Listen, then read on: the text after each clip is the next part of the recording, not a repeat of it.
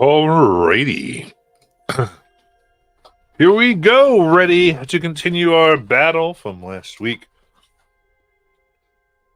on the deck of a spelljamming ship on a team of slavers, or at least what they would have you believe if you believe in our people, our heroes, in search of the Rod of Seven Parts, went ahead and decided to board the ship in order to recover cargo that, if delivered to where it was meant to go, would cause mass death and horribleness. And come on, snuck on board, giving them an advantage to take out the usually superior force, while the crew of the former Lavin Zenith, now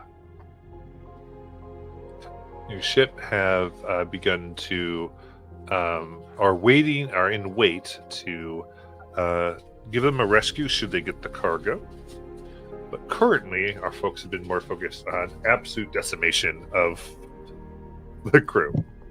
So it is with that we are starting our insanity with the Capitan here. So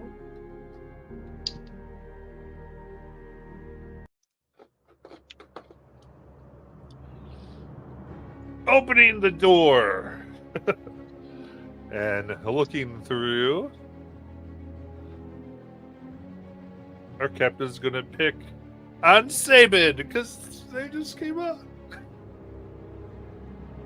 Aiming their pistol, they will fire.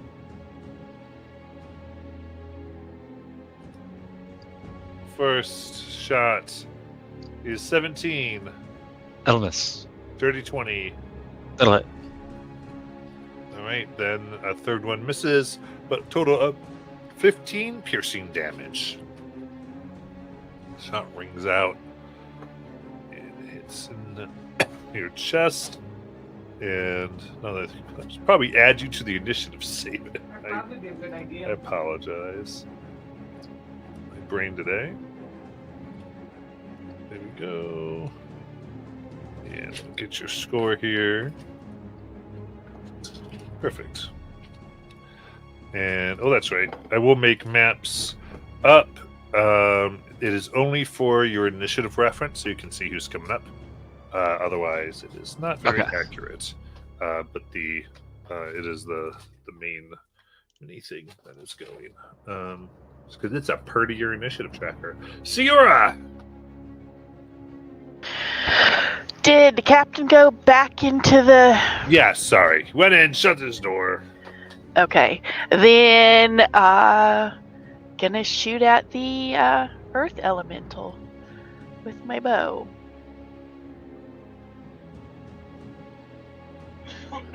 I'm taking it a 12 does not hit.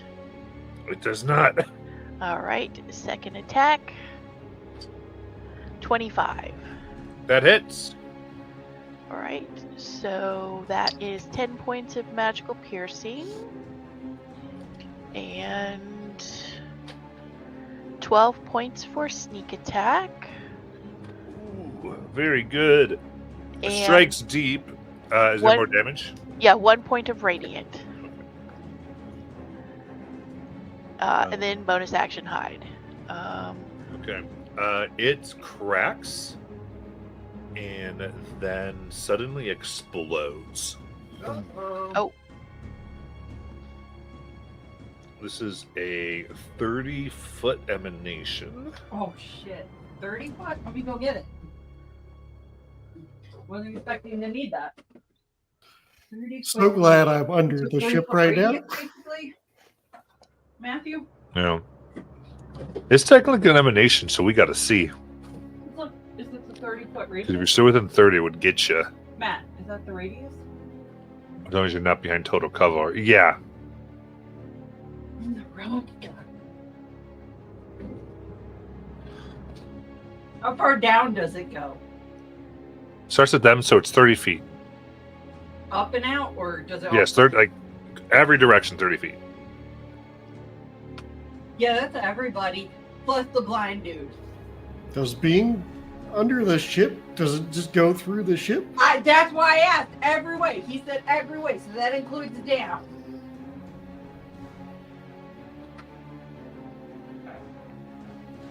Interesting. I'm trying to. So theoretically, emanations would go that way. I don't like it, so we're going to do it the other way. So just straight out from him? Get him, yeah, just straight out. It's not going to go through the ship. Okay. How high up does it go? 30 feet. So it goes 30 feet this way, 30 feet that way. Yeah. And everyone but Tyndall. Okay, so everyone but Tyndall. I tried to save you, Julie, but he said it goes up. Is It's fine. Con save DC 16. Is anybody within 10 feet of me? 9 for a 9. Okay, sorry guys. I almost made it, but I ended up with a 7. Whew! 5. 24. Okay. 17. So Fario here would be 49 necrotic damage. Ooh. So that is 24 for a success. And then further halved is 12 for Yes. me. Whew! I narrowly dodged a bullet there. I'm still up. And my stealth check to hide is a 25. Nice.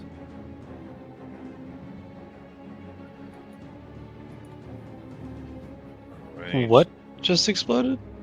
The earth elemental. Oh, okay. That's what that took out. Incidentally, it hit the blind guy. Yeah, I hit the blind guy. Um, That poor dude who's done nothing this entire combat except be restrained and blinded. Yeah, him. yeah, it was his summon, but he got killed by it. Molly, what about your horse? The horse Oh, wasn't in it. right. Oh, yeah, the horse wasn't it. Oh, Right. the horse wasn't it. Now let me see what their thing is. Con save is +2.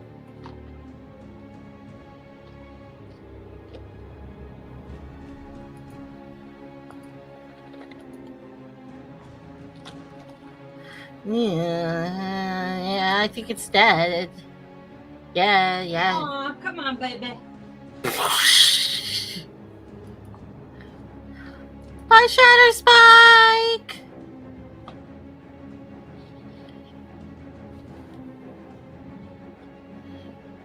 In that case, Egg, it is your turn. Okie dokie. If I remember correctly, there was like a grate in the middle of the boat where we assume there might be like that's like Yep. the way down into storage. Okay. It's right there. You can see it I- from here. I would like to make my way there and look down and see what I can see.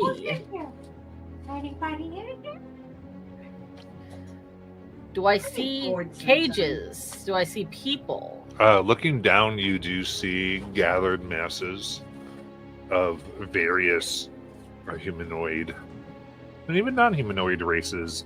People kind of shackled. Okay. Is there like a lock on this grate that I can break?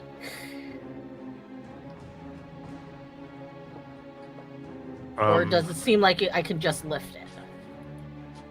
So there is. So, kind of the corner, it has been like locked shut. Kind of with the heavy locks, but if you'd like to attack the lock, you're free to do so. I would like to Eldritch Blast the lock to pieces. Let's go.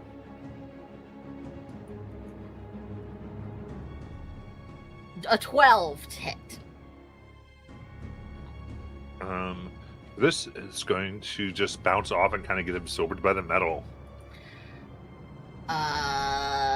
16 to hit. It hits. Just to check, the third one is a 14.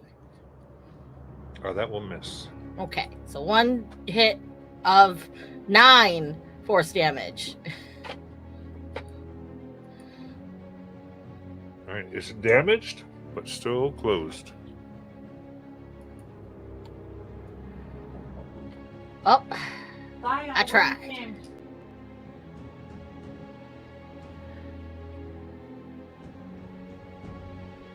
And then Yep. and then I will bonus action nimble escape hide. All right. I'm going to go furiously with the lock. It's a little damage that we go to Tyndall. 15 on the stealth. Okay. Which round are we in? Is this 9 or 8. 8? Okay.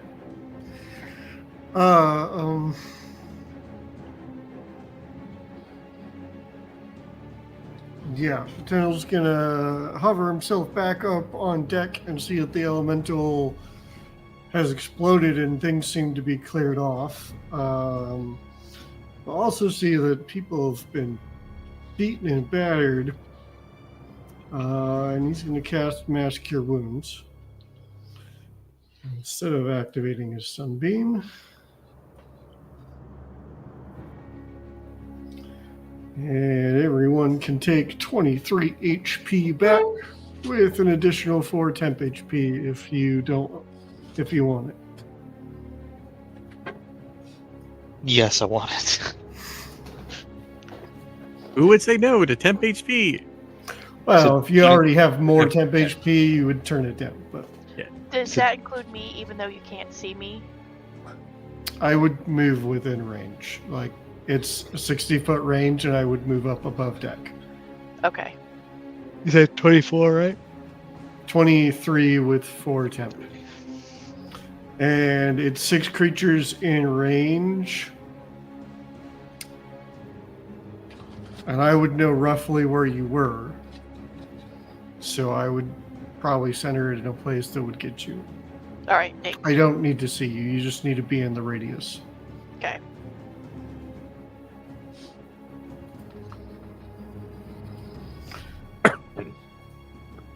Anything else?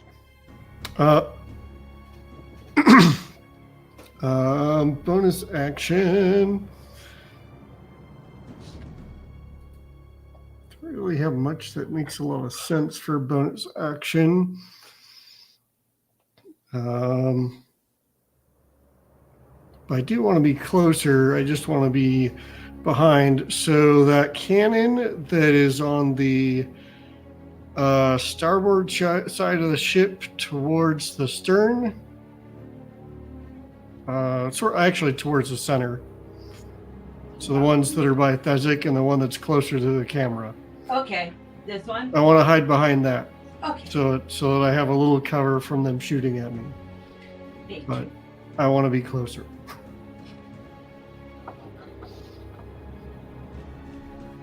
Good. And that's it. All right. So quartermaster is prone up there. Yeah, he was just chilling down there, so no one. That's right. He will stand up.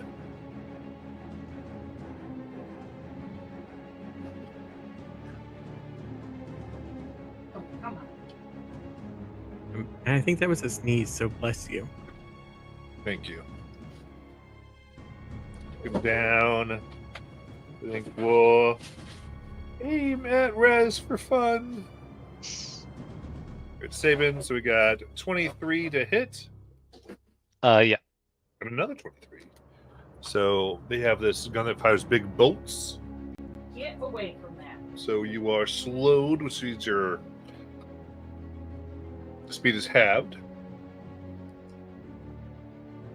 And the first one hits you for 16 piercing, and then 17 piercing. Actually, I'm gonna use shield on that. Okay. That should put me at 24. Don't mess with me, dog.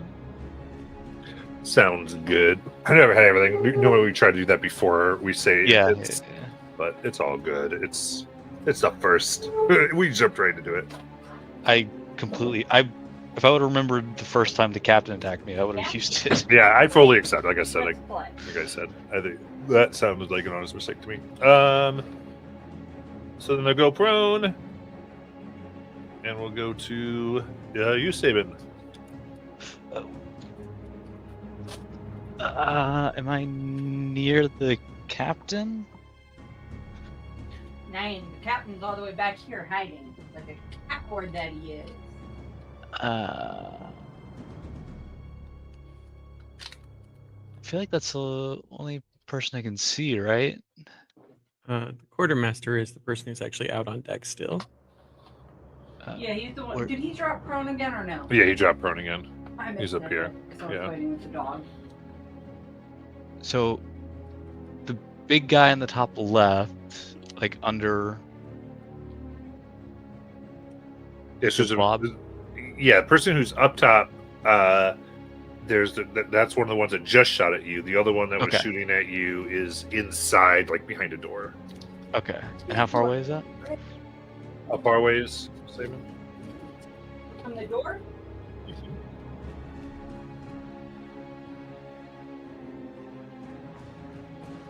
55. 55.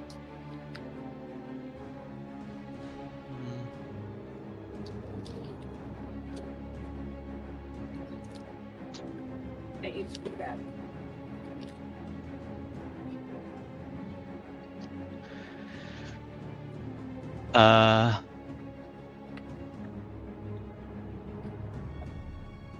Can I see them though? No, they shut the door. Okay. They're cowards. And I can't see the guy that's laying down. You can see him, but he's prone. So you have Okay, that's- disadvantage for long range. That's fine. I'll move 35 closer, and then I'll use a psychic lance on him. Nice. Was that an attack roll? Or was that Saving intelligence saving throw. That's DC 16. awesome. That's some inspo in chat from Carrie. Thank you, Carrie. I love you. That is an 18. Damn. He takes 13 psychic damage, and he's not incapacitated. Bonus actions. Nothing. Yeah, that is my turn. Very cool. Carrie says she loves you too, Art Department. You guys tell I took my drugs? Yeah. I was there for the Thursday conversation. Now it's like, Art Department's back. And with that, the captain busts open the door once more, aiming. This time we're going to go for... Actually, let me double check here because I can see who they see. So they put it up. Yeah, they'll go ahead and aim at... Oh my gosh. Egg. Yes. You have a little bit of cover, so we'll give you a +2 to your AC. Okay.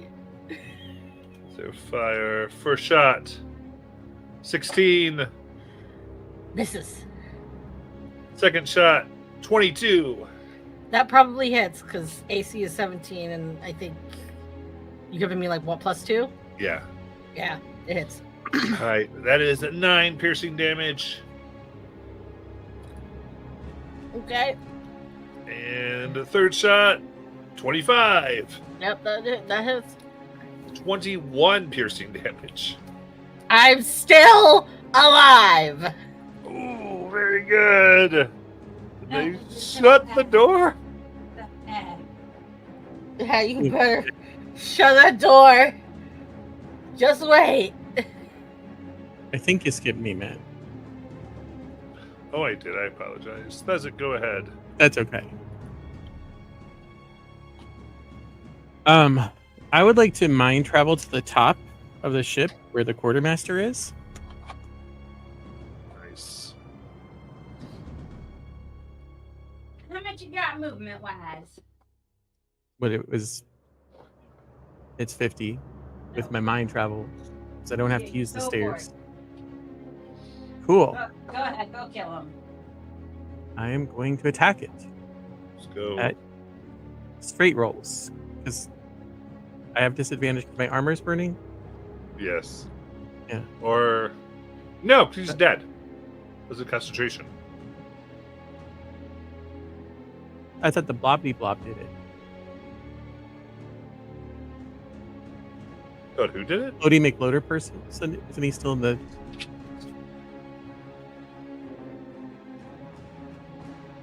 Am I wrong? Did the elemental put me on fire? Oh, nope. You're right. You're still burning. Okay, so I take damage. Yes. Because there is that guy who's in there. I got him a little confused. All right, and yeah, so they would have done that to you for 8 fire damage.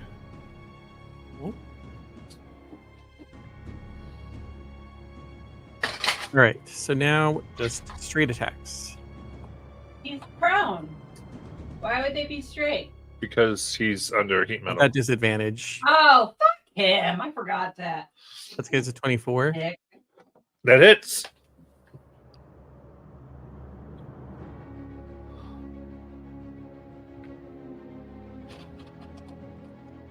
For 11. Nice. Second attack. It's 27 to hit. Yes.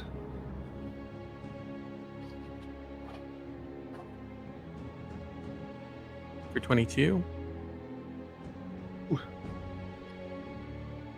And last attack is a 18. 18 hits.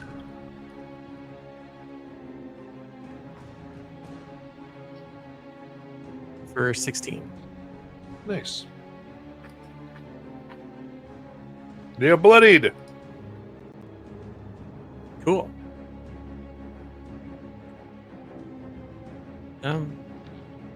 That's my turn. Then maybe people can help those trapped under the thing.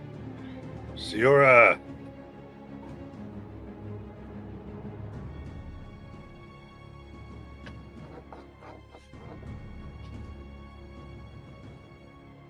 You're muted, Siora, if you're talking. Oh, sorry, I was thinking.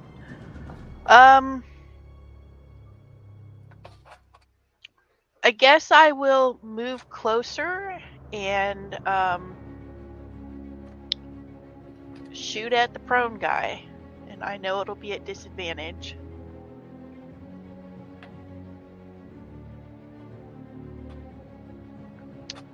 For a 19. That hits. Guys, Sierra moved for the first time this whole combat. For 10 points of magical piercing. Very nice. And because my friend is standing right there, 15 for sneak attack. You don't get sneak. You're at disadvantage on the roll. Oh, right, you're right. But he does get 6 points of radiant damage. Nice. Okay, and whoops. Second attack.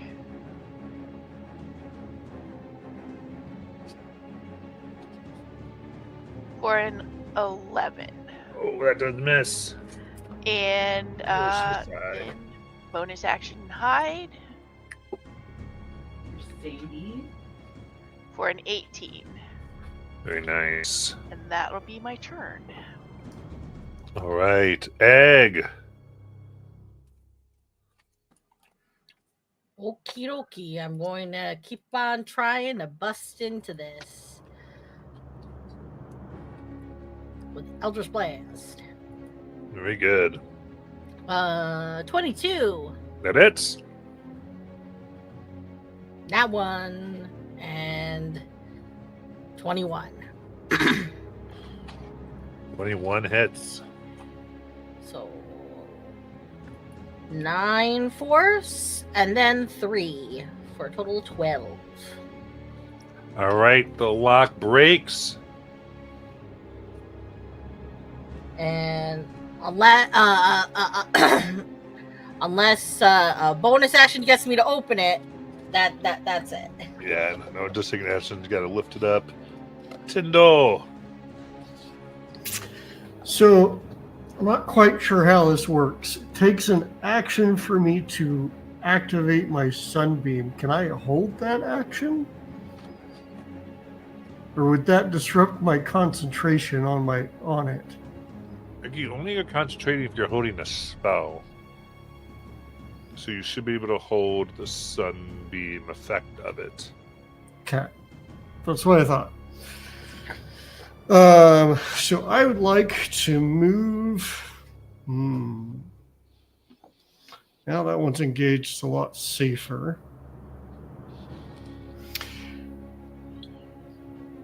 Yep, I would like to move forward to probably just in front of where the mast is, so that I'm on the side of the mast with the enemy, and point the sunbeam sort of into that door, and I'm going to hold the magic action to activate it until they open the door,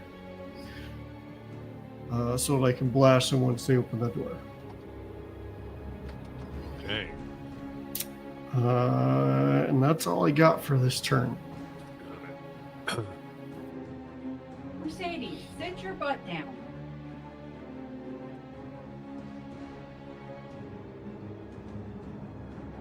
All right, cool.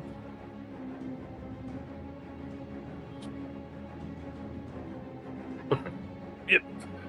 I was just reading the ready action rules. We were correct. I was pretty sure it would work that way, but Oh, they You are never very know with strict. They're spells. very strict on that trigger. If the trigger doesn't happen, sucks to be you. And let's go here.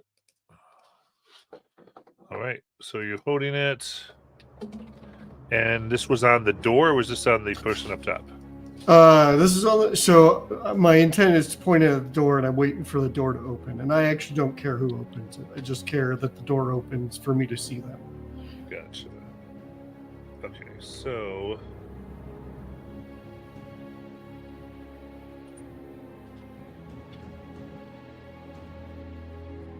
alright, first things first. Let's go. Alright, they're gonna go ahead and bonus action their heat metal on Thezik. Rude.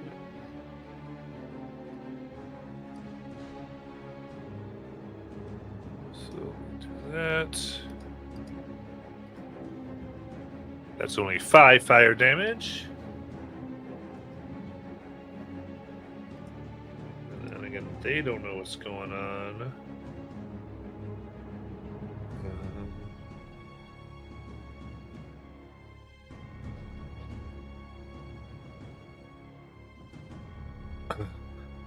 Okay, so they open the door and you see the mage. So sunbeam, I'll activate the sunbeam. That was my trigger. It's a con save, DC is 16. Right, so okay. Okay, cool. That breaks through.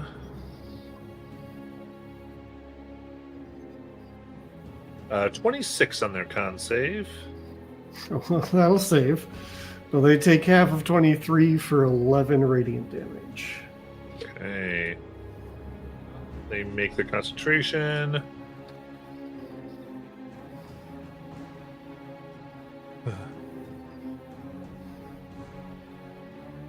Right, so they move aside while Captain looks out. Was the captain in line too? I'm sorry. No, they weren't by the door. It's not the captain anyway right now. It's actually the quartermaster who's going to stand up and fight for their life. Look at Thezik and try to fight. Taking their blade with vicious ferocity. 18 to hit. Nope. And then a 17. So 2 misses as you're able to block it. And we'll go to Sabin. I can get the rest of the way. So it was 55 feet before. I think I moved 35. So, head to the guy in the door. Big fat guy. Hey, buddy. Can't hide in there forever. Oh, so you bust through the door. Yeah. Kick the door in. And I'll start stabbing at his fat rolls. 19 to hit. That hits. That's his captain, right? Art department? What? Not the mage. Mage is first. Okay. Captain's been hiding like a coward. 19 hits. For 15 damage. Ooh. Natural 20. Woo! Woo! For 21 piercing, and we'll do a third.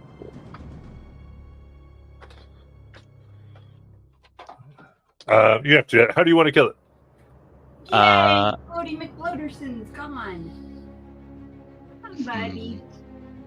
I'll cut off one of his arms and feed it to him. Wow.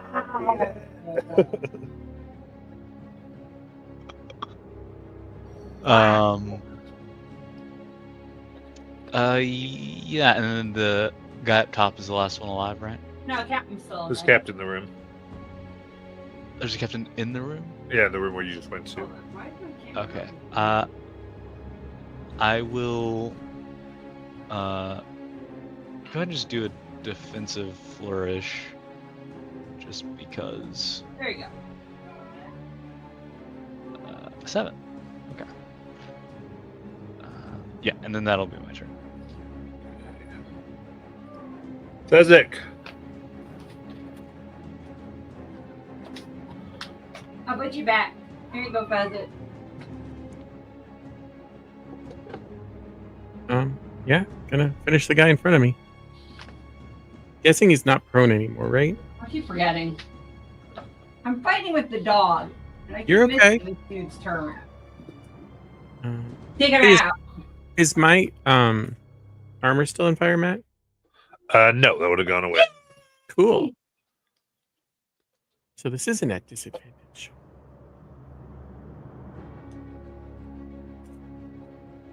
Whoever killed that guy, thanks. I'm not burning anymore. He's pissing me off too. That's a 15 to hit. That hits. Actually, 15. I'm sorry. Thanks. The dogs came over here now. I'm sorry, y'all. That's all right. Ruby, move your butt forward. Forward march. Thank you. You should see how productive I am when the cat's demanding attention.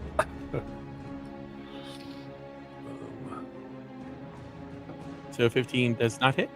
Does hit. I don't think it hits. Let me get to. Okay. They like to step on things and strange, weird.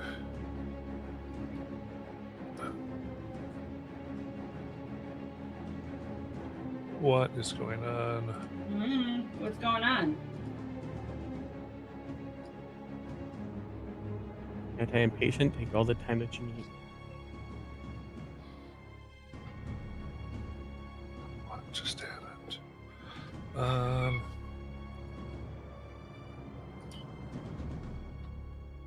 Julie, on the other hand. Okay. My goodness. 15 does not hit. Okay. Second attack. All right. That's a 19. That does hit. Okay.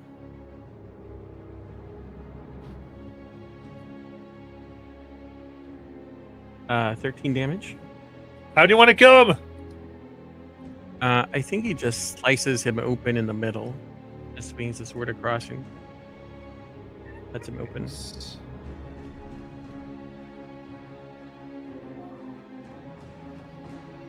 And then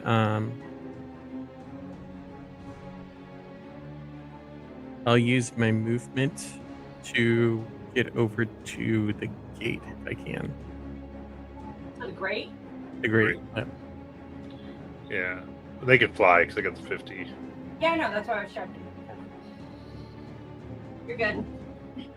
I'll get ready to help. All right. Inside, Captain, alone with Sabin, will swing their sword. First one. Only a 14. That'll miss. A dirty 20. That'll miss. And a 13. That'll miss. All right. Expertly moving out of the way. So go to Ciora.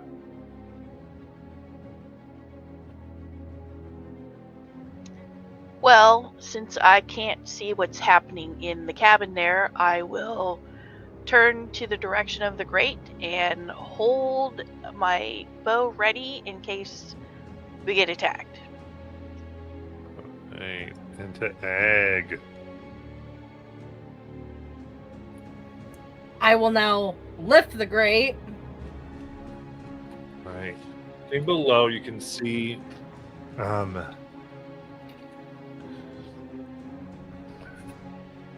clearly now there is this crystal like you were described. It was purplish color, and many of the ones below are eager to be freed, and you see some have like bumps on their skin, milky eyes as if they've been slowly mutated by the crystal below. I'm trying to remember exactly what we were told about the crystal. Were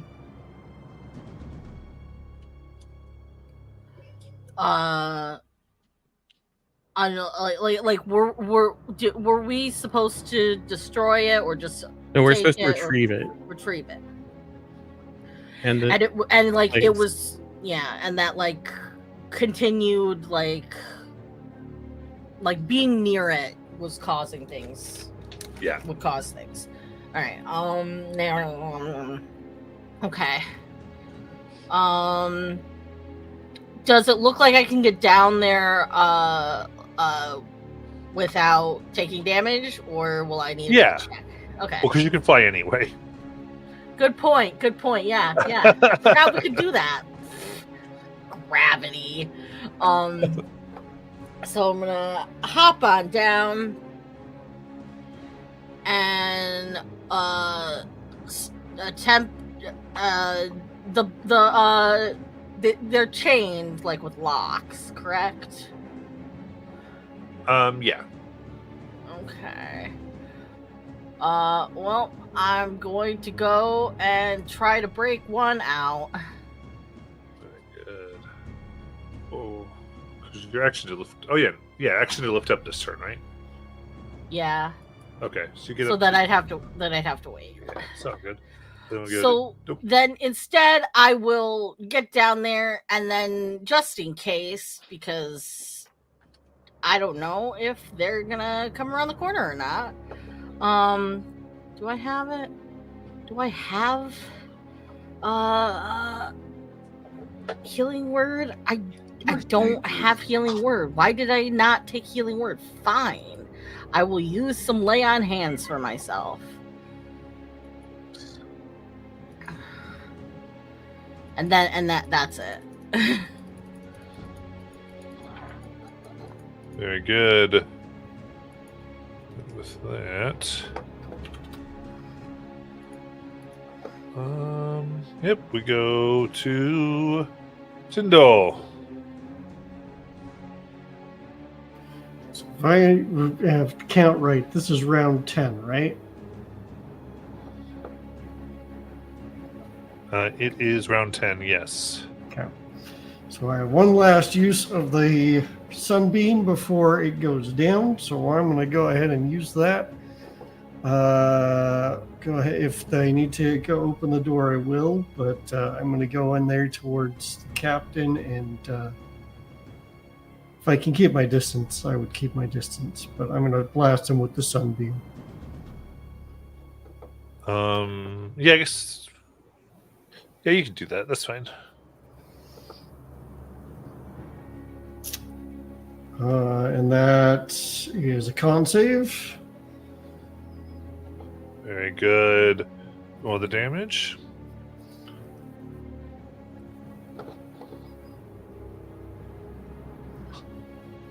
Yeah.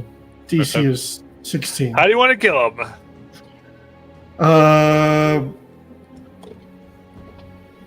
How does Tyndall want to kill? I mean, I think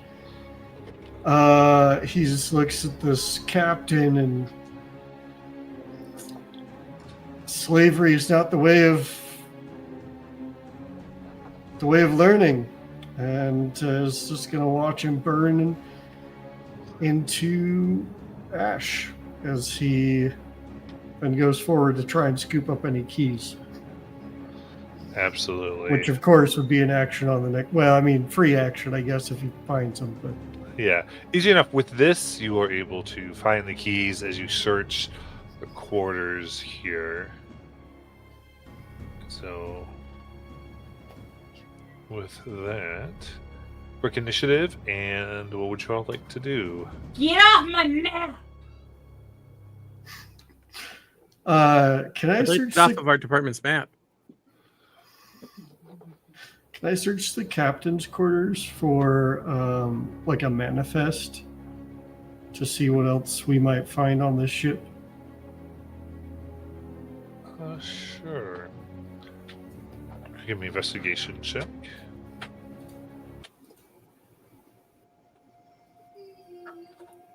Uh, 25.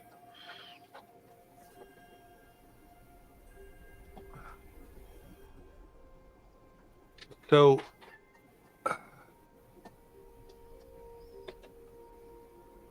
you don't so much. Yeah, there's a sense where you look in there. What's odd is there is nothing in here, like things like beds or desks. No niceties, and as you all search the ship, just like no places to sleep.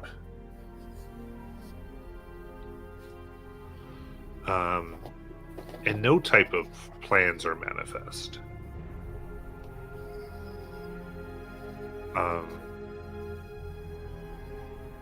With these strange mutations, doesn't seem like that was part of how they operated. You start to go, maybe they didn't require sleep. So, aside from the slaves in the crystal, is there any other cargo? Right. Search in as you can. There, you do find not so much cargo. You are able to find about 1,000 gold pieces on this ship that seem to be like what was left of people who maybe were taken and bits lying around, as well as pieces of equipment, armor, and the like. Mundane, mostly.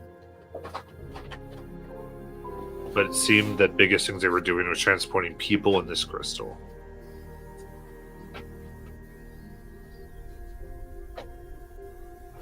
That's interesting. Isaac would like to hop down and help get the slaves out of the chains and whatnot. You tend to bring the keys. Though I don't know how helpful the keys will be, because Ag's probably, while Tyndall was searching, Ag's probably been tearing at the locks, trying to get them open. Yep. Yes, he has. Practically gnawing on them. Ah! she's not really great at lock picking. You're able to find keys as the ones down here. They, I'll begin to think you in particular steps forward a little older. What is this? I mean, are you? What is to become of us?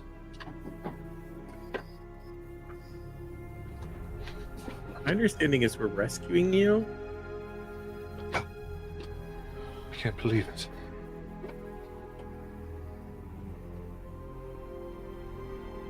And they just, because they weren't exactly sure, they were kind of fearful at first. They're like, what is happening? It's amazing. I thought we'd never see our homes again.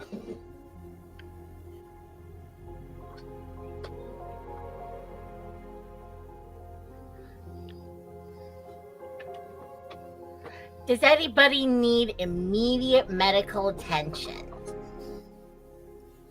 Looking around with them, you can see some could use probably a little bit of help. But mostly they're doing okay. A few have infected wounds. And they quickly get off and try to get away from the crystal as best they can. And just, they look at it like an awful, awful thing.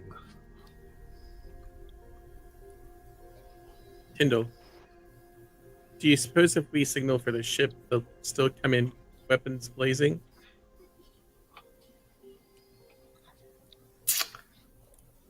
Maybe you should have worked out a plan for that, but I think they'll kind of take our lead on it, if I were to guess.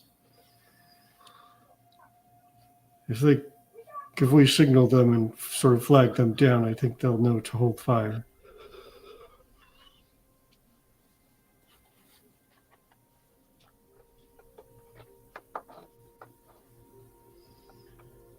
Anybody got a really big piece of white cloth or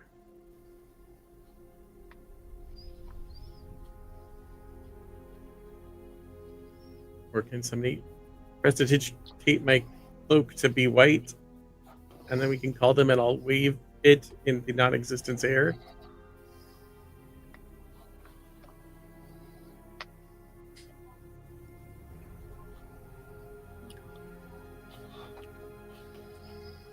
I can work something to make your cloak white. And I'll carve some runes into it and use prestidigitation to turn it white. Okay. You want to squeeze the thing, Tyndall? I'm pretty sure Siora has it. Oh. I hope we didn't forget it. What do I have? The The device that So- you're supposed to use to signal. Yep. For the other ship to come. Oh, right. So they were supposed to crush. Yes. I crush it. And I wave my cloak around. All right. To wave the flag in the air, and the ship begins to come into view as you crush, as you see like a beam of light go from it, and I would approach. Yep. definitely like to get off this ship before it decides it wants to eat somebody. She said it was an alive ship, right? Yeah.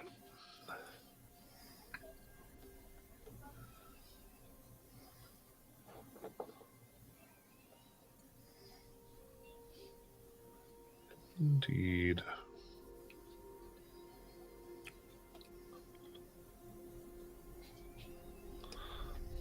In that case, you can safely get everybody off. They can find type of lodgings on the ship that you got off, and you can see the ship itself does it even as you're trying to like leave or sort of move, and the corpses you left on here start to kind of get devoured by the ship itself.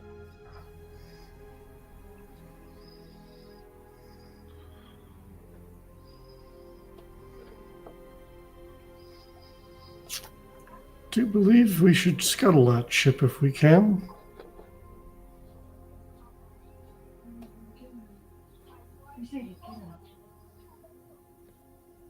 She nods, and as everyone's off, Edna gives the orders. As the cannons fire, soon the ship is destroyed. Giving out almost a screech as the planks go everywhere of pain.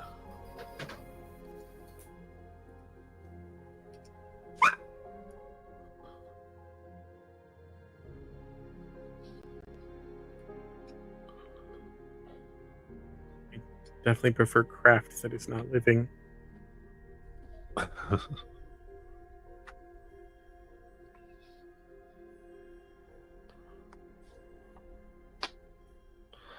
With that, Inna comes and sees what you have, grabs like this heavy metal case to put the crystal in. Those should help keep us safe from its effects.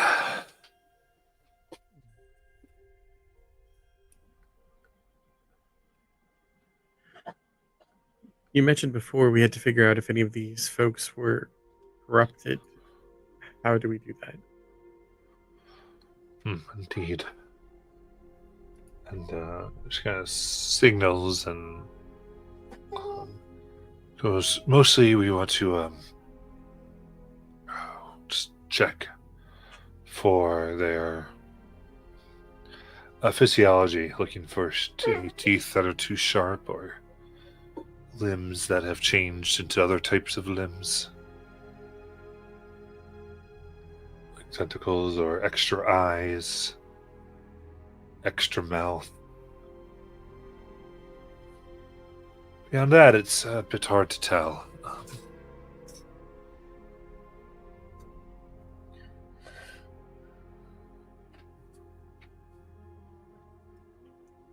I believe Egg was giving some aid in healing and whatnot.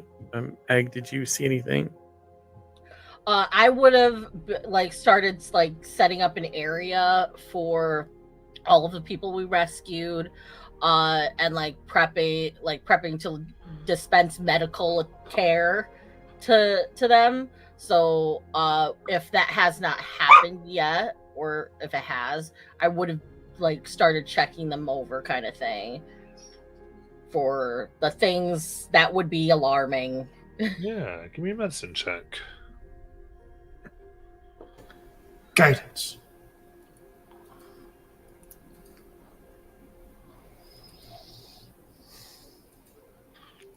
Let's just say I'm really good at magical healing, but regular healing is pretty bad, you guys. It's a 9. They all look very good. They No don't. signs. They don't. Some of them have milky white eyes. Yeah, you're fine. I'm like, well, nothing more I can do. All looks tip top shape.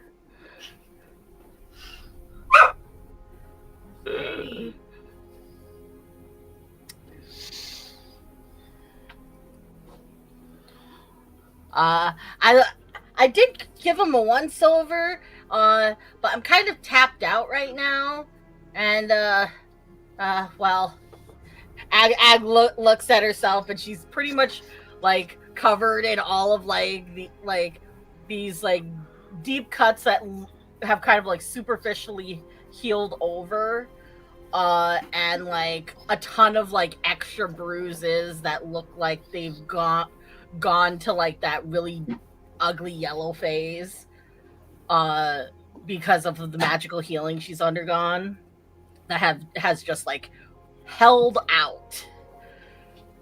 And she looks kind of like she's gonna fall over any minute.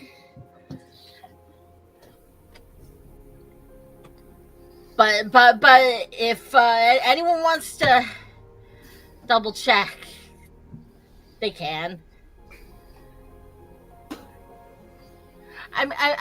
When you say tentacles, do you mean like face tentacles or like extra appendage tentacles?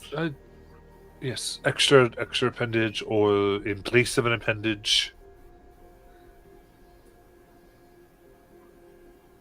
Yeah, we might need to do a second over because the once over might not have been enough. Ag says, looking at Tyndall. The first opinion is requesting a second opinion, which normally is the patient who requests a second opinion, not the first opinion. Okay, thank you. I think as part of this process of examining people, Tyndall would take the time to, No. for anybody that he can get to do so willingly, identify to make sure they're not under any magical effects. Okay, so you're gonna start identifying them. I think with that you can look, and actually no one here is corrupted. So you got to them in time. Take them.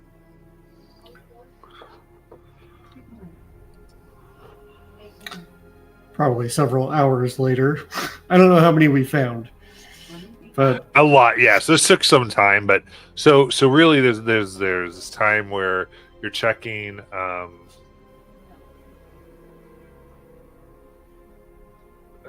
And it's there's also times where Inna keeps ordering the ship to fire upon what bits of floating, because she sees some of the debris move. So she fully wants to kill this ship, and throughout all this, you get that it seems the threat and the corruption is gone. And is there anything anybody wants to do or anything anybody wanted to do during that time, hours that were being done?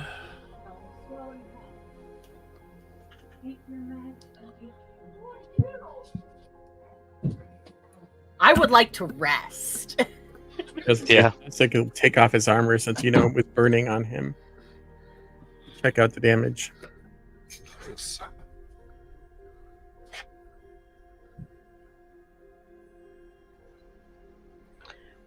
I'm just gonna chat with the people we saved, find out where they're from, so I can give a list to the captain. Mhm. And then once that's all done, I'll go rest. Sounds good.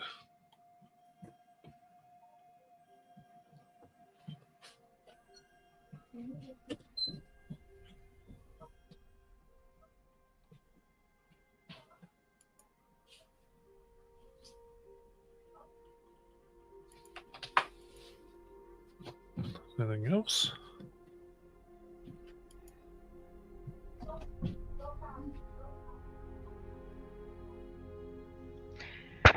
Yeah, I'll help Ag make sure they all get something to eat. Okay, so you've been feeding them and use what you can here.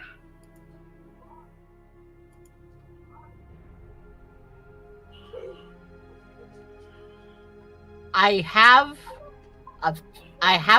a sack of oats. I can make oatmeal.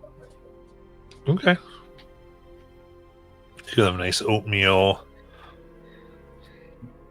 And mean, sugar, so we can even make it a little sweet. Nice.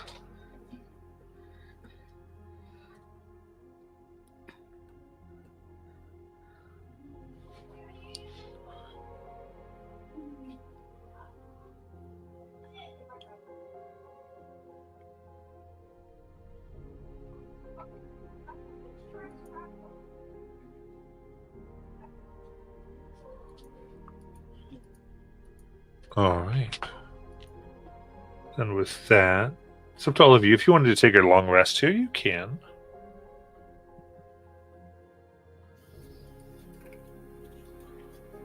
I definitely will. Oh, excuse me.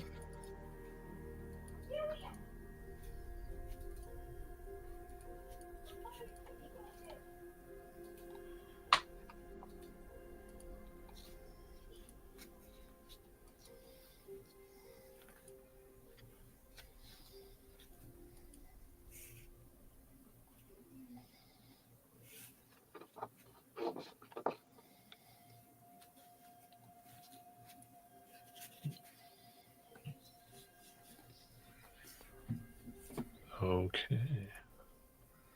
So in that case, after that, call all of you together.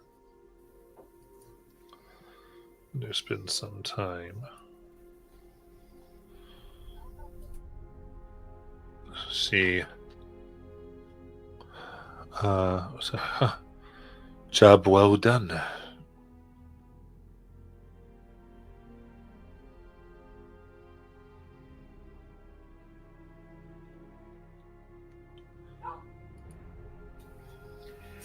So that crystal has mutating properties? Why save it instead of destroy it? From what I know, it is impossible to be destroyed. After all, how do you destroy a crystal? Anyway.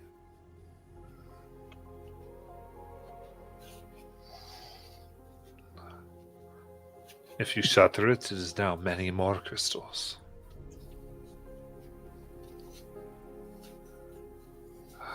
And this particular type, they grows somewhat rapidly. Or it can, especially if shattered from its original form. What color is the crystal again? Wow, he's thinking the same thing I am? A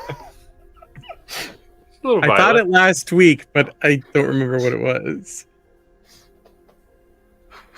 That's like a violet crystal. It's not blue. Got it.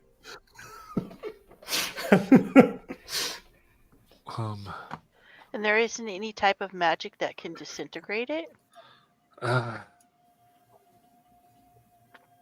Possibly. I don't know of any. In my missions, it has been anytime I come across it, we've always simply contained it. It's in this particular box of lead. It won't grow. Well, that's at least somewhat comforting. Hopefully someone can figure out a way to destroy it. Yes. For all I know, from what my understanding is that those have been recovered end up being stored to various places and kept under guard. It's a dangerous element, but it's safe for now. Oh, here's a list of everybody and where they're from. Oh, this is really good. This will be useful. Oh, you from Eberron itself. Well, I will make a double trip for us.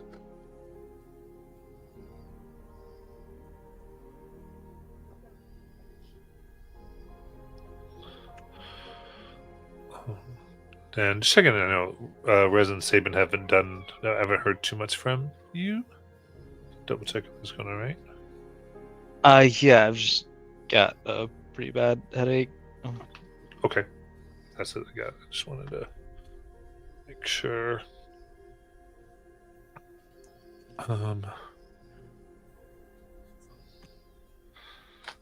Well, I think with that we can make our way probably to Eberron and through the field.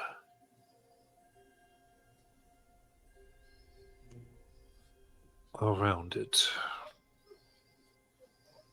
We shall see if they plan with everyone on board to try to go extra slow and careful, circling around in order to minimize any of the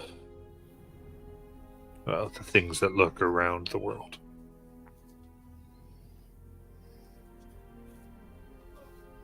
Things that lurk around the world? Yes,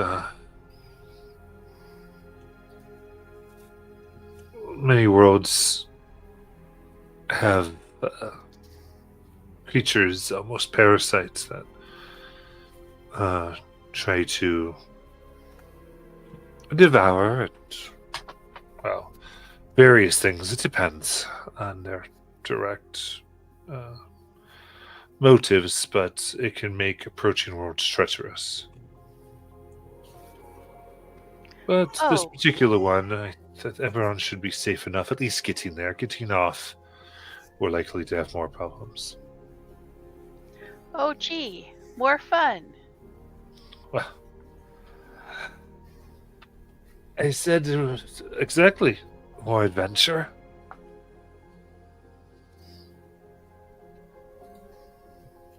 And she goes, listen, this is, you get to plot your own course, but that doesn't mean it's the safest course. Well, technically, we're not plotting our course. This rod of 7 pieces is doing it for us. True enough, but We're just along for the ride. In a way, but we are also able to deviate from said course to help these people.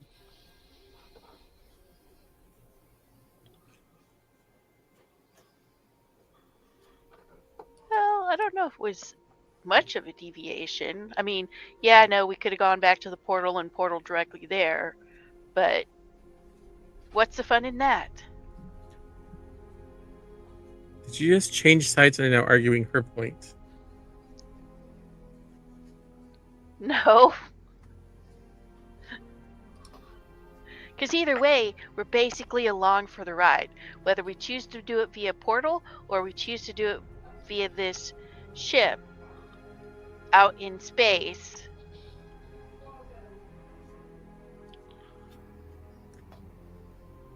I'm sure you recall that my brother is very fond of saying there's lots of possibilities. Yeah. So in theory, there's a possibility where you chose to not accept the request of the wizards. Yeah, somewhere in some alternate reality, probably. But we're not talking about that. We're talking about the here and now. That was the first step to the here and now.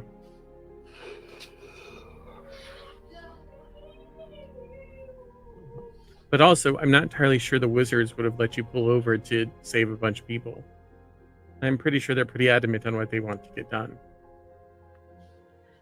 Well, I mean, it's going to get done.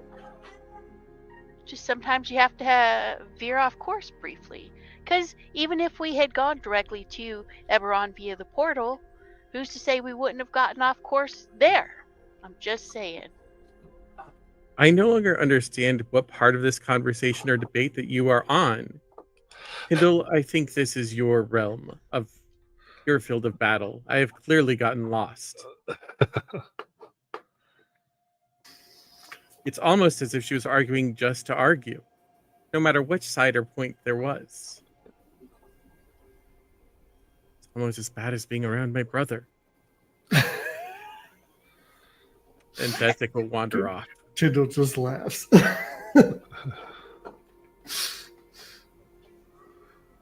was good talking to you.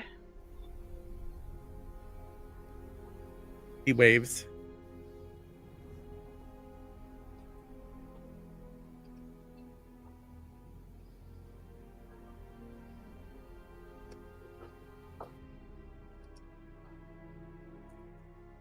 Well, he's going to be a fun one to irritate. That's why I've been doing it the whole time. Looks like it should be easy.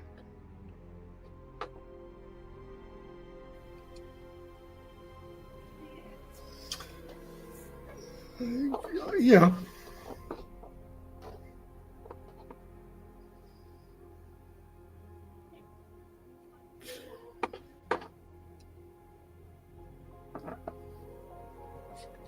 So are we ready for this? probably as ready as we're gonna be. Because as you know, we may know we're headed to another world, but we don't know what we're gonna find when we get there. I guess that's part of the adventure. Was Ag present during this conversation, or were you off doing your own thing? I could have been there. Were we all there?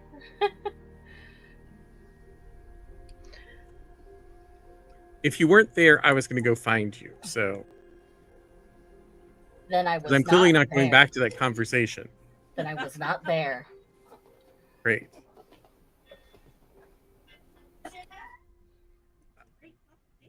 So before I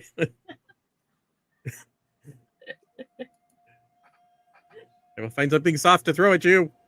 To answer your question, Bobby, which one would give you the RP moment you want? Yeah. She already answered with the one that would give me the RP moment that I wanted, which is why I'm going to go find her. Go for it. Have the RP. So, Fezzik, not Nazan, will go and approach Ag. Oh, hi, Fezzik. Hello, Ag. How you doing? The rest has helped. I am getting a bit of a headache. I suppose I should just be happy that my brother has friends now. Anyway, I wanted to speak to you about your letter. Oh, I will preface, I am not that great at spelling. So I hope the message got across in the most legible way possible. Egg, I am not a scholar. I am a fighter, a warrior. I spend my time fighting with the other warriors of the Kryn dynasty at one of the worst places you can be. I care not if your spelling is terrible, and I feel that you did get your point across, despite whether it was spelled correctly or how many times you crossed out words. I appreciate your words, but I think also you proved that we can at least fight side by side in this battle. You supported the team while they were fighting. You helped us a lot. And when it came time to find those that had been enslaved, you were the first trying to make your way through. And I just wanted to let you know that progress is being made.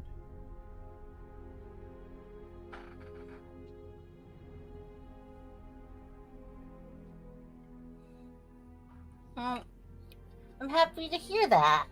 And like I said, I will try to prove worthy of your trust.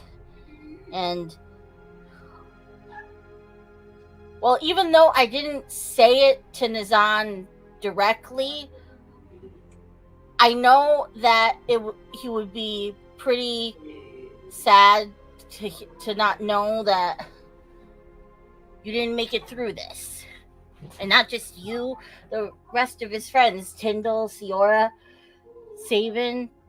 I don't exactly know how Laylis is alive and dead at the same time, but I'm sure it's some kind of really interesting magical thing. But her too. So, well, also on that, I've never really been in the kind of like big worlds upon worlds saving thing, but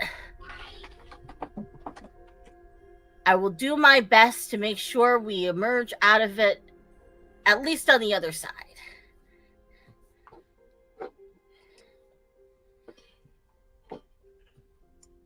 I will do the same. And as I said just a few minutes ago, my brother is one who says there are lots of possibilities. And I think that maybe the darkness of being around Bazzoxan for so long made my brain jump automatically to the conclusion that your benefactor or whatever would automatically choose revenge.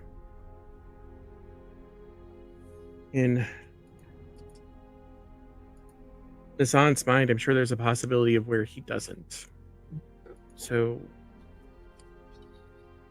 let us hope that that is the possibility we get.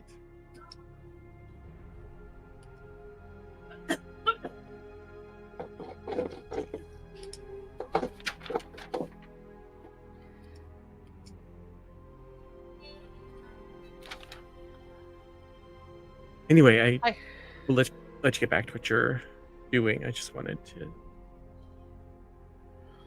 Oh, to be honest, I wasn't really doing much. I was counting the rations that we all have.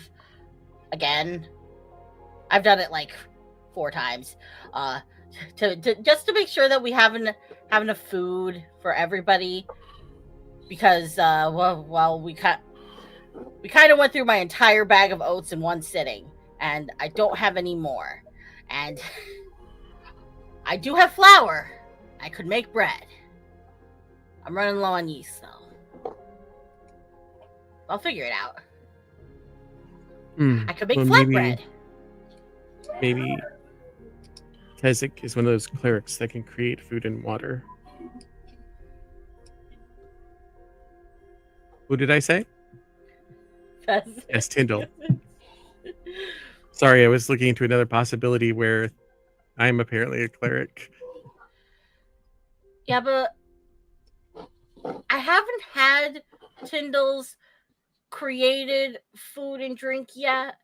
But the last time I had it from a completely different person, everything tasted like one note the same. Like all the food tasted the same, all the water tasted the same. It was like bare bones nutritional value.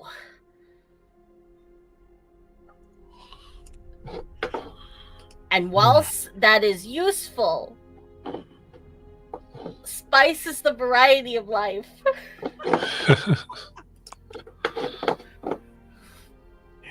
Then let us hope we only have to use it if we are in dire need then.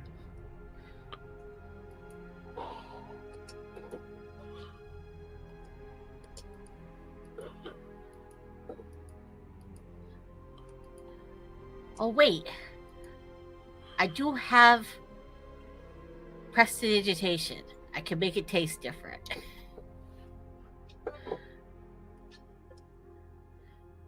But only for myself. But I feel like everybody else might want things to taste good too.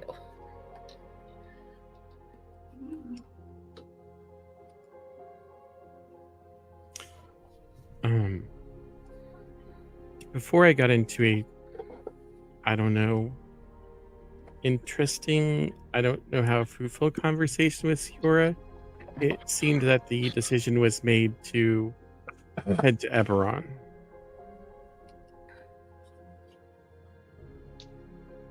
I mean, that is where we were initially going, but try and get there sooner, since a lot of the folks that we rescued apparently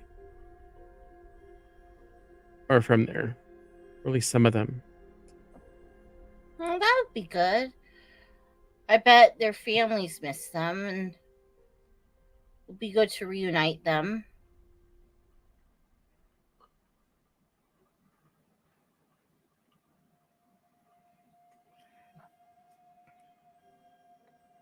I hope the others will be able to get back to wherever they came from too.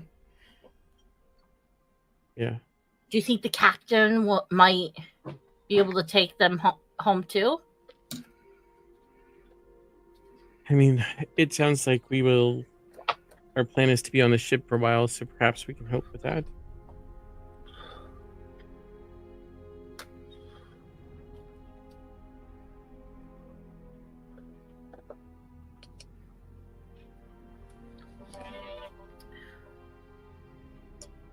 Well, while we're here, I might as well learn how to drive one of these ships. Because you never know when you need to drive a ship in space.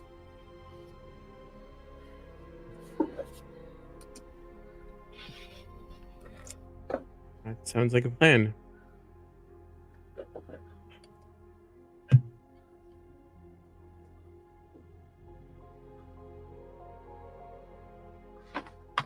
So after all of the fire yesterday, my armor needs some tending to, so I will let you be. And Tezek will head off to take care of his armor. Ag's gonna find whoever's steering this thing and see if they will give them a crash course and how to drive vehicles in space. Emphasis on the crash. Yes, there's various crew would tell you how to like kind of navigate it, though this is mostly done by sitting in a chair and mentally controlling the direction of the ship. That is so cool. And Inna is the one mostly doing it as she goes, I don't think I can let you drive, but I can kind of. It starts to explain to Egg more of the, looking at the maps and envisioning the course ahead. And we'll let you sit where she sits, and you can see that there's like almost like a green path that is projected, and she explains that's the charted course. And that you try to like maintain concentration on that. And she's like, oh yes, we get up to 150,000 miles an hour, and you just sort of stay there. You keep thinking upon the path, and if something gets in the way, you move. And the dangers of debris, and if there's something that wasn't charted correctly, or that type of thing. And some of the ways of doing it, and how it can be extremely dangerous if it's not on a well-traveled path, which all of you are on right now. And just kind of go. That's how we ended up in that god's body. We were playing with the teleportation powers. When we combined your rod with this ship, probably took. We went, I think, 150 million miles in one go, and it was quite good, but then again, not so much. A hop, skip, and a time warp right into a body. Yeah, this is much safer.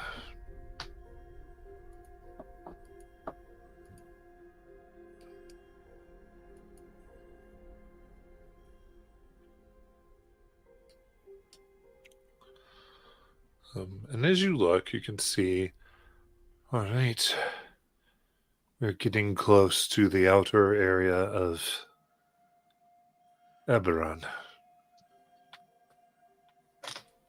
You see what appears to be, and all of you can see this on deck, you're approaching almost like this orange sphere, and in the midst of it floats a planet.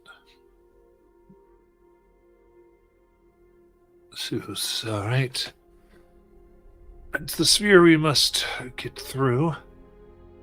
And she slows down and looks, and you can see various like off-putting shapes and creatures that seem to be floating about, sniffing, hunting, looking for apparently looking for ways in, things with hundreds of eyes and stuff that just looks like biological floating masses. She goes, right. Intelligence was correct. It's not as bad. And again, most of the time they are looking towards the world, not for those coming in. So, if we come in near what would be their south, we should be able to avoid them. The leaving, we'll make sure we're ready to go.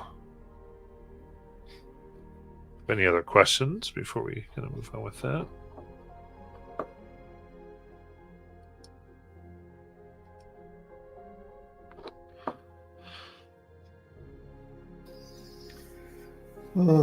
Should probably ask, what should we expect when we come into Eberron? I'm not familiar with the world, so what should we know before we step in? Depends where we're going. I mean, everywhere around it is different. You might meet people made of metal. From what I can tell, your rod is going to a particular troublesome area.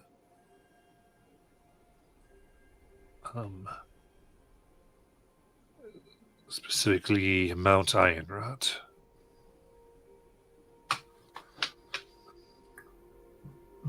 Any cultural habits we should be aware of?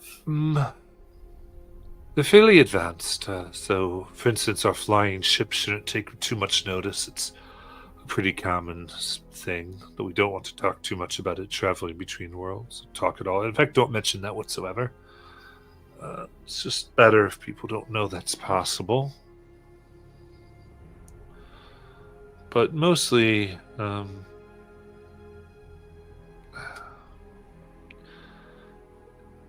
there was a great war that covered the entire world. And they're in recovery. So it's, I guess you could say, there's those who seek salvation in travel, those who seek redemption, those who are made of, or who are machine. They were made to be killers and soldiers. And now they have nothing. The war is over. It's just a bit... A lot of people lost. Who won? So, should we be worried about being mistaken for one political faction or another? Or anything like that? They were all at war. For the most part, we should be okay. What you will want to be looking for is called a docent. From what you've told me, usually your rod is able to take you directly to the next rod piece. Ironrot,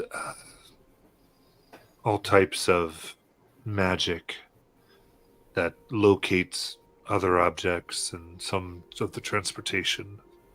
It doesn't work quite right. Therefore, the other thing to be careful of would be there would be some outlaws. It's a good place to go hide if you think people are looking for you.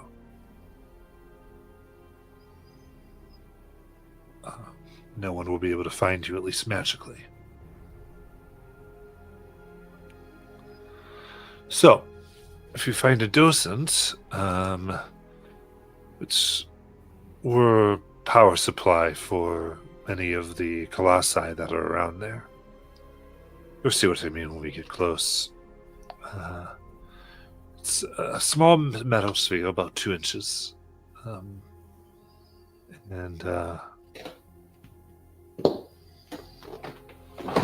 Once activated, should be able to take you combine with your rod piece to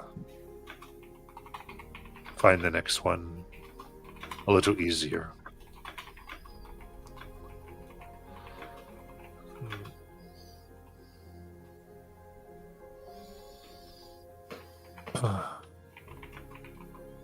But it's also very, they call the metafolk warforged. It's also very valuable to the warforged, so I'd be careful.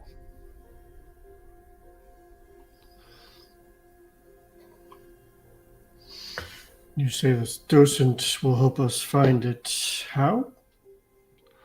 Well, it's made to communicate between machines and people. Your rod it should enable the natural homing ability of your rod to break through much of the interference. Ah.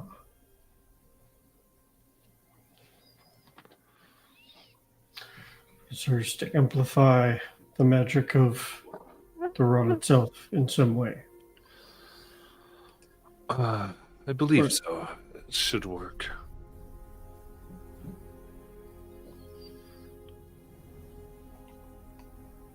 Good information.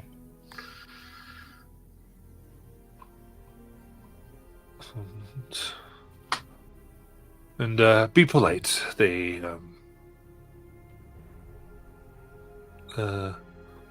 They're sentient.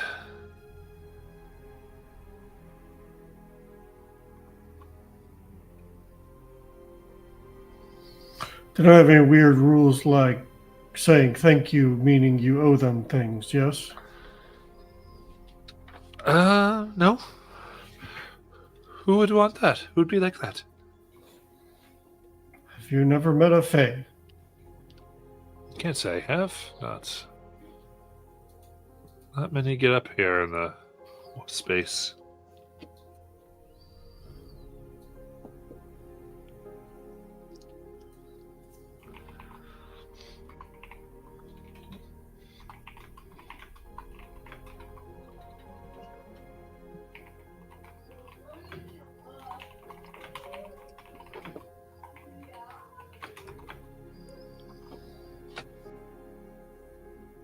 All right. And with that,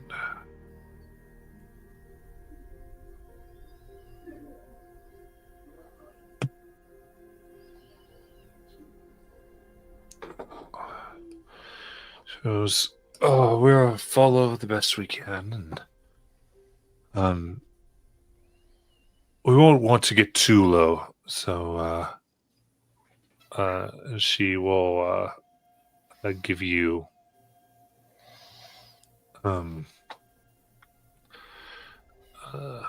she'll give you, since she's talking to you, she'll hand you 10, or you can hand to anybody you want, the small purple gem.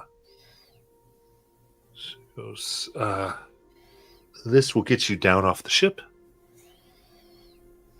And then wherever it takes you, you'll just want to get back there and use it to signal us. It takes at least a day to recharge, and once we're in range, it should take you right to us again. How will we know you're in range? You'll just have to wait. Okay. If our intelligence is right, it should be a pretty obvious spot you end up by. And then to activate, and then just hang out until we're close enough, and it'll lock onto the ship, and you'll come back here.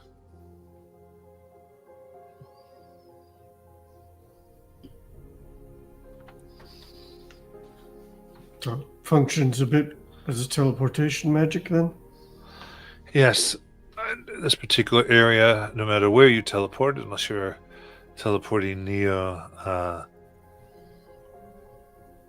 a certain place, a portal that exists there, you'll always end up back to it.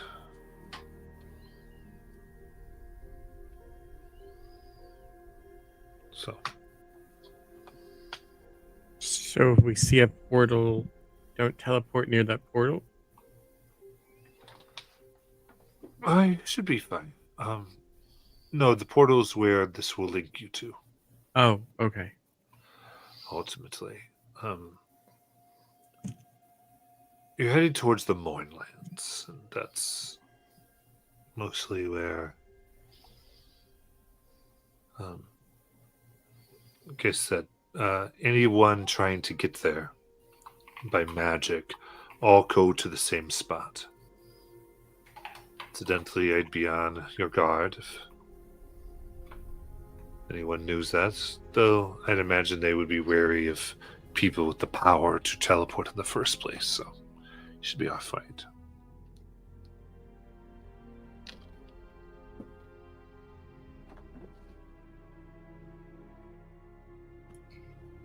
Dare I ask why they call it the Mournlands?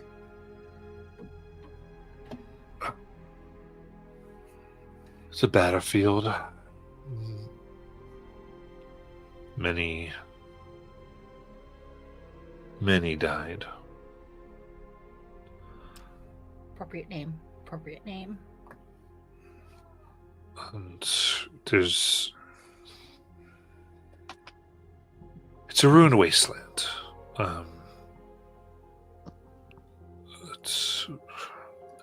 Its original name was Sion, an entire nation. But it was destroyed, the whole nation, in one day.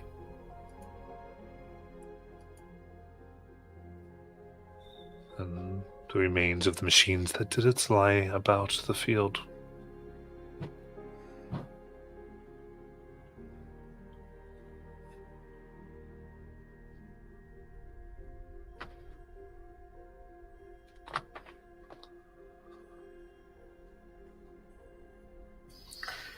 You said we should be looking for some kind of peak, yes?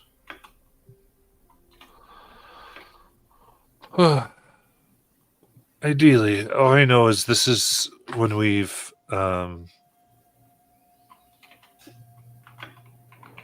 this is where your rod piece is pointing us towards. Where the next one is, I'm not sure. What was the name of that peak? Can you remind me? It was Mount Ironrod. Was what they- No, I haven't. Thank you.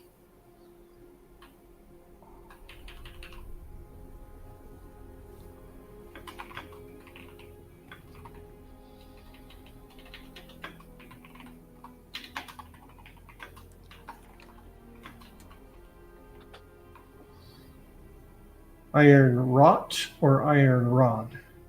Rot. Rot.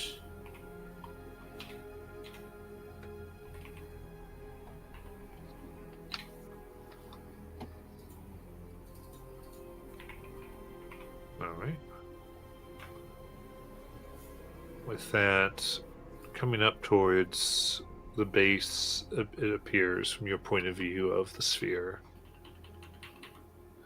You can see creatures not quite noticing all of you as you enter in.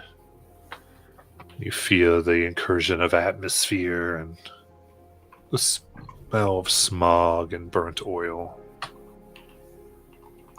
all throughout the air of this world called Eberron. And we'll go ahead and take our break.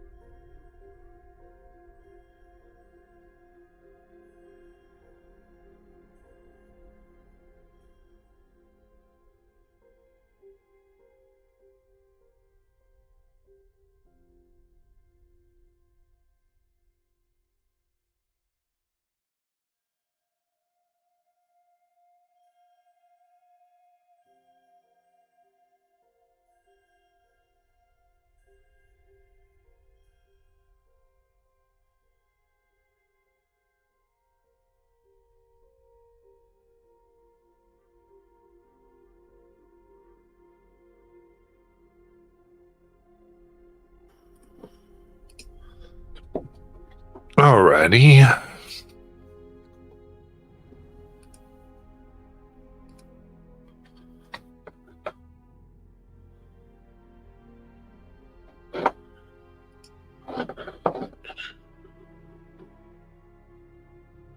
Matt, not sure if you saw, but Briz had to cut out for the day. Okay, I was just about to check that. I could tell you were struggling. Yeah.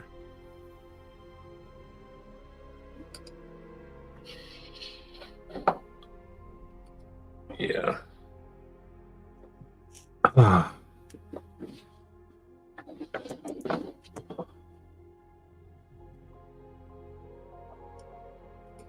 All right, and we will continue.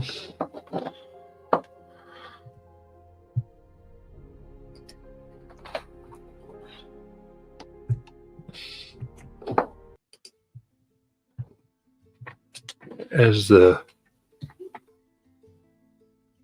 ship breaks and you come upon area below all dotted with peaks, and even from this height you can see what would look like large hills, except you can see the rusted, vague humanoid shape of enormous colossi. Ship gets low enough. She nods at Tyndall. Alright, you can use the crystal. That'll get you down.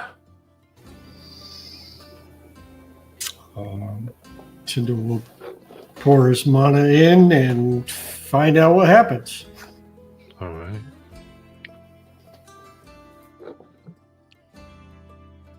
As you activate it brief glow among all of you, and you immediately inhale dust.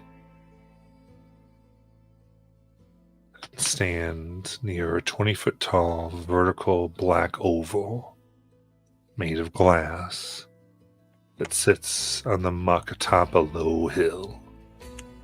The oval reflects the surrounding mist-shrouded landscape with supernatural clarity. Almost looks like a giant mirror. And beyond you, you can see the ruined areas somewhat close by, just across a river. You can see the enormous shape of one of the colossus. Further travel, you can see what might be maybe a 4-hour walk to a type of camp that seems to straddle the river.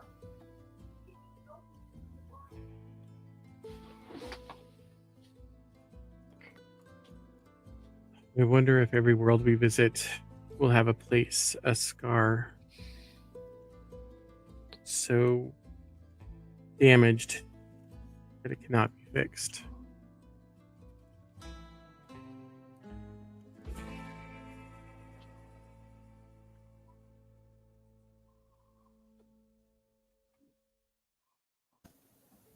Well, This feels a lot like Bazozan.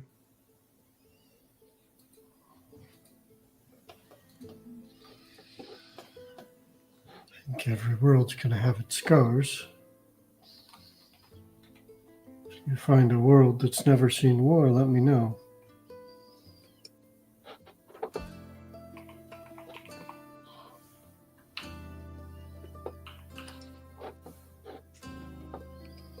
I will be sure to do that.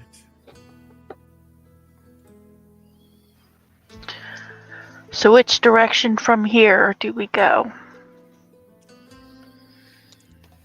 Well, the first thing we need to do is try and find that docent.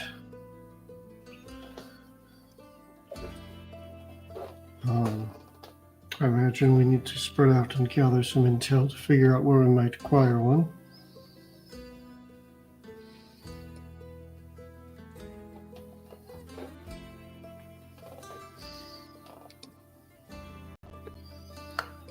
Right. To help y'all out, I've got a map and maps for you. It's a map.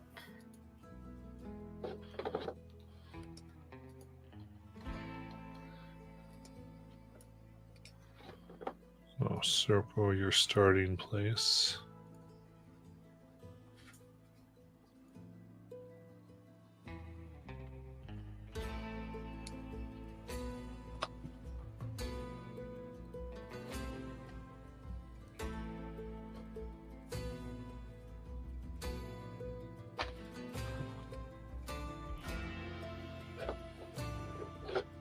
So you can see.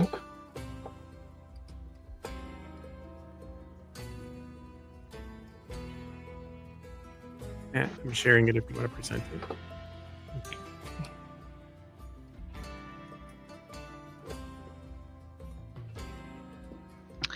Well, maybe we need to start at that camp.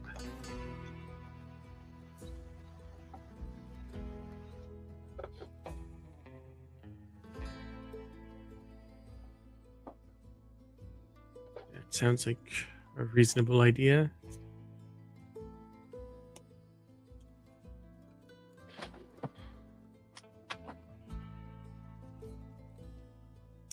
Unless it's possibly in one of these down Colossus things.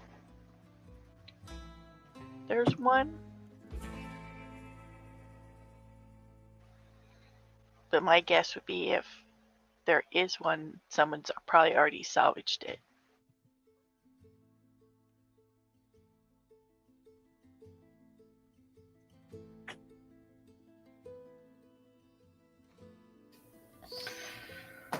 I think I agree that those, I mean, they look ancient enough that they either have teams harvesting them and we need to learn how to get on the team to get any chance at it, or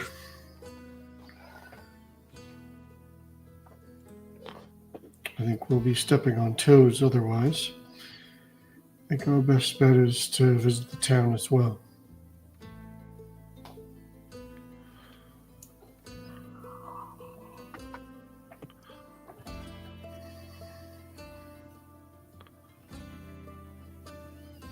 Ag, do you have any thoughts? Well, if there are any people that are here, they would be near water.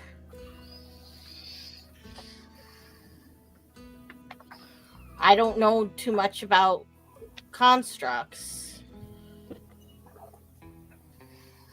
But clean water is a thing that people need.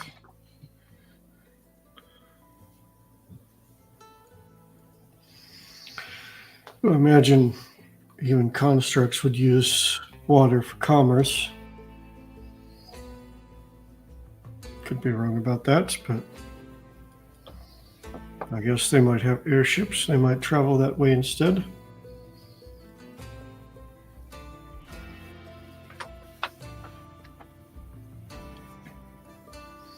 It does not sound like anybody's objecting to going to the camp. Is that right? Nope. Sorry, Sewer, I cut you off, I believe. No, that's pretty much what I was going to say. Well, let's head for that town or camp or. All right. So you start your way.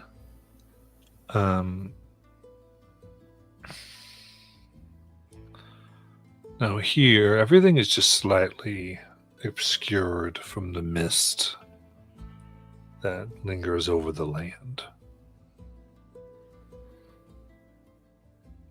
Who's going to lead the navigation?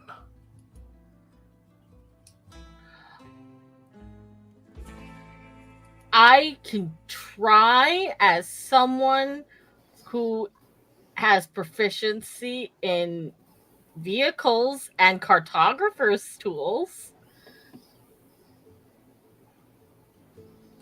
I could make a good attempt. This will be a survival check. I am proficient in that as well. I can make it. No one said anything, so I'm assuming they're like, go, go, go. Okay. If you want to make the survival check, go for it. But I am going to guide you. Okay. All right. Due to the area here, it is a disadvantage. Slightly obscured.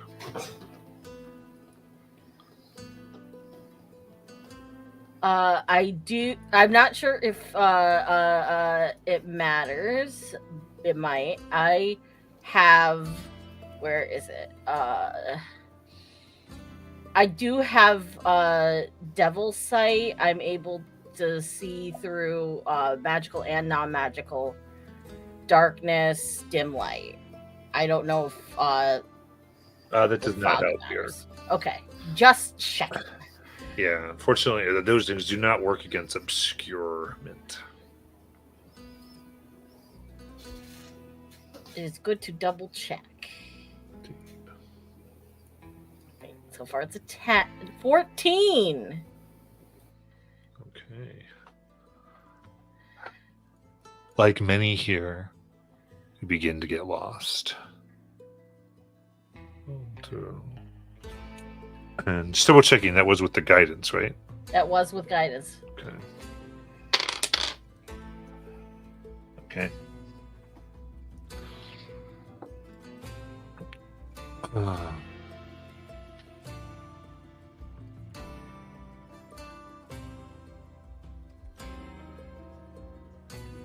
And it's odd. As you look at the distance, you kind of fix in your mind the outlines of the tents where this camp might be. But after a few hours, about 4 hours of travel, they look farther away. Don't know if we got turned around or what. But you go down about 3 more. You're not sure if you've gotten closer.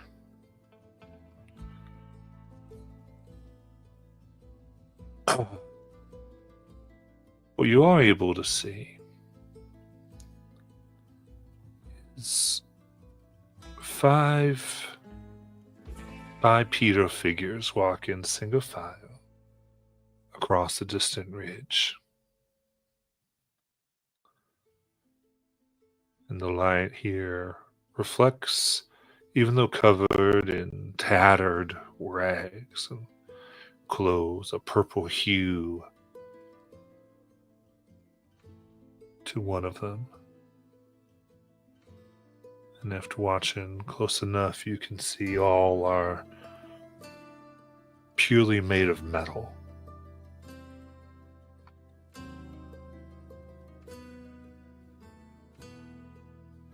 What would you like to do?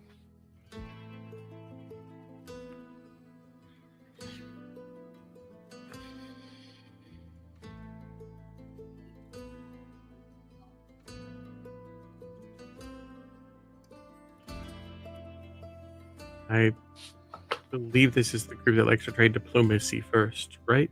I think it would make sense here.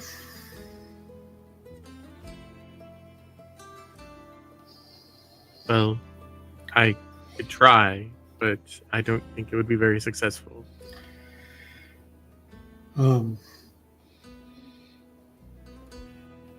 Yeah.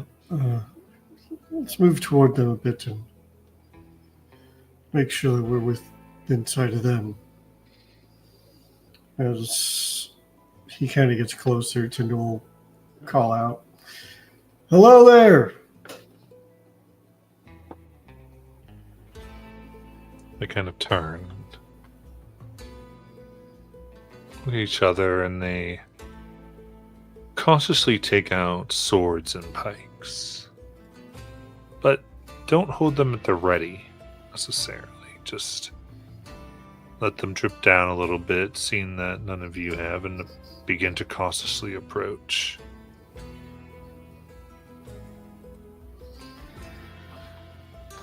And as you get closer, you see the purple-hued one leading, and you can see now this strands of iron wires that seem to hold their body together, and on top of it have been welded in place large metal plates.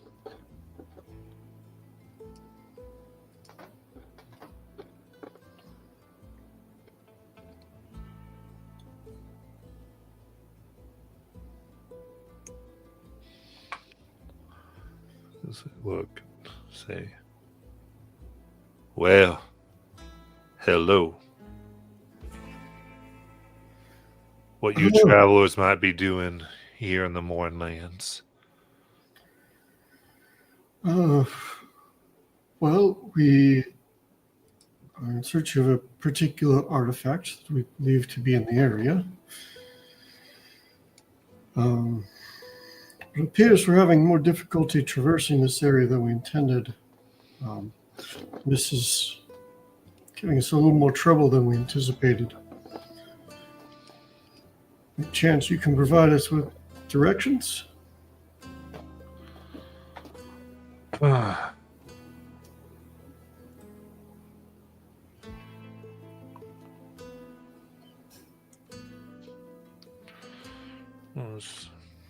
Well, maybe. If you're here to trade, and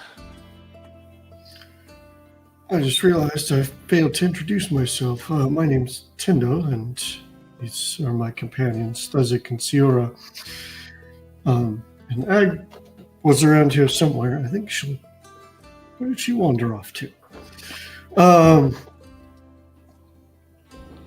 there she is. I tripped and hit my head really hard. Practically knocked my lights out.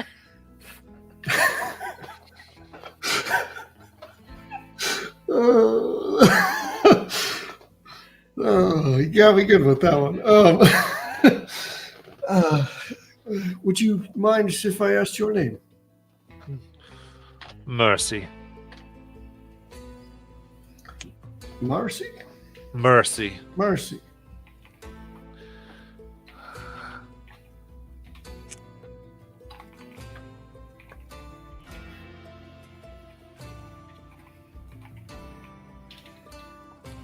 That's right.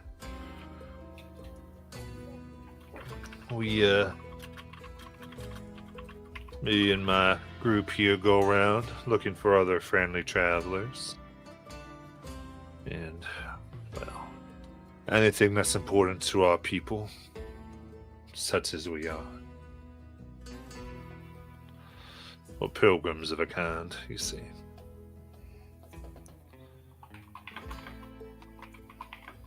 Can I insight check that goes around looking for friendly people, other friendly people? Mm-hmm.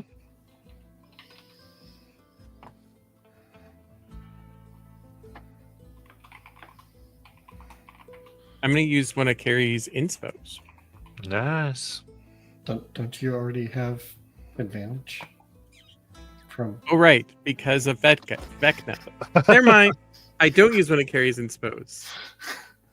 I just didn't want them to go to waste. You know when inspos expire, right? 19. I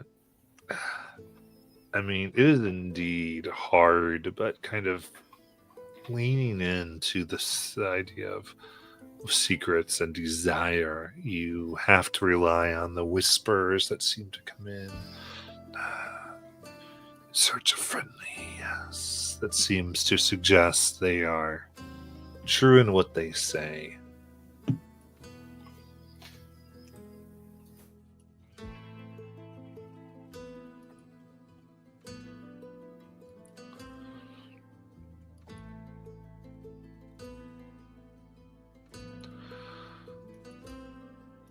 So kind of sits down and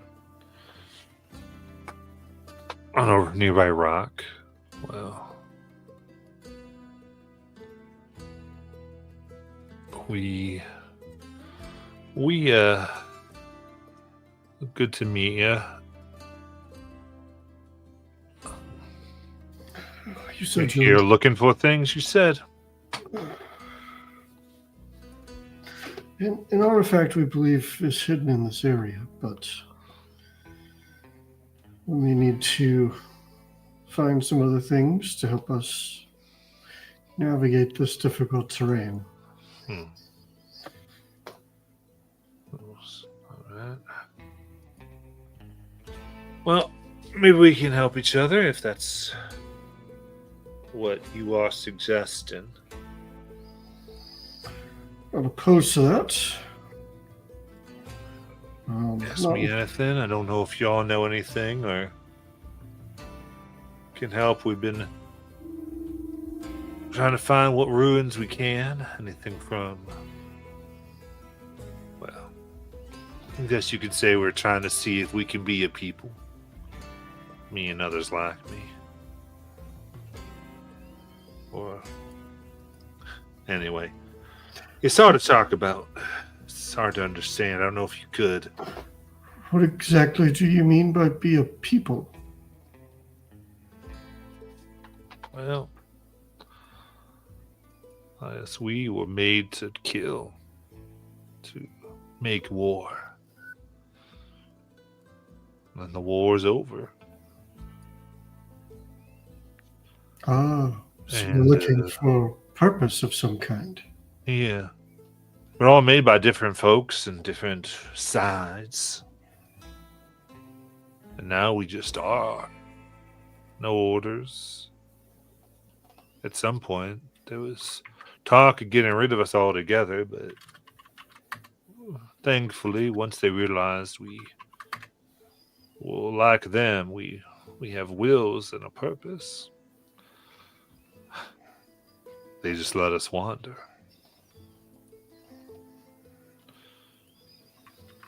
Killers and schemers, infiltrators, assassins, builders of terrible machines, trying to figure out what to do with ourselves. What about your stories? Where are you folks? Why are you wandering? I mean, really, I know you're looking for stuff, but why? Who are you? Well, we're an adventuring sort. We more or less undertake jobs that people ask us to undertake. Usually for the purpose of trying to right wrongs, though we won't turn down coin if it will help support us in our efforts to right those wrongs, but or at least that's how I see most of our group. Don't know if the rest of you object. Mercy kind of looks at all of you.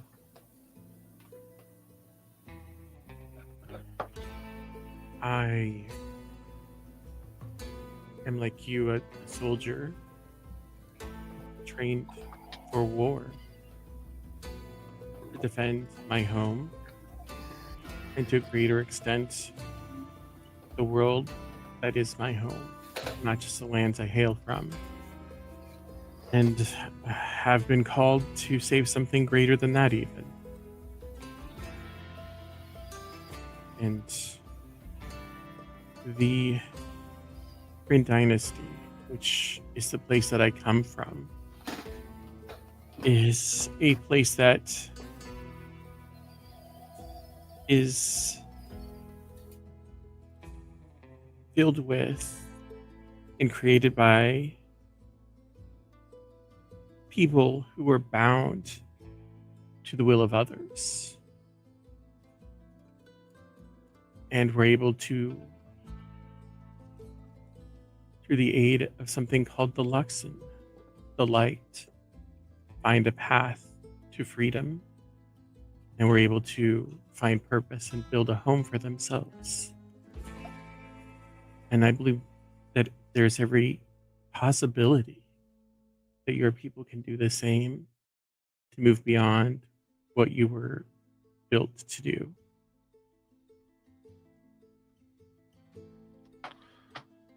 I would certainly empathize with that. Indeed.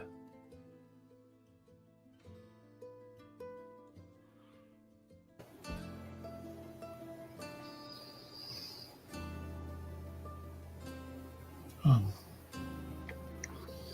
a cleric of knowledge. I seek knowledge, and I use that knowledge to do what I can to help people.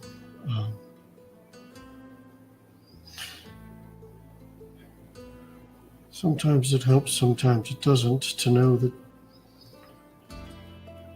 there are others. This is not the first time I've come across people ravaged by a war ending and not knowing what to do with themselves. It's a common phenomenon after a war. People trying to find a new path forward.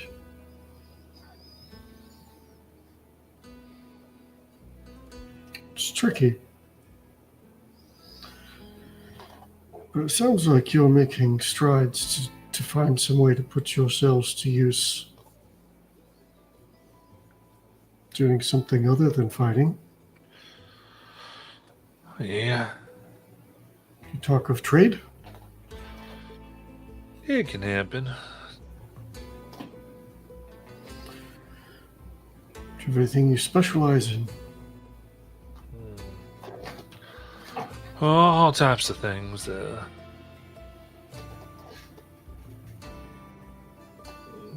We're mostly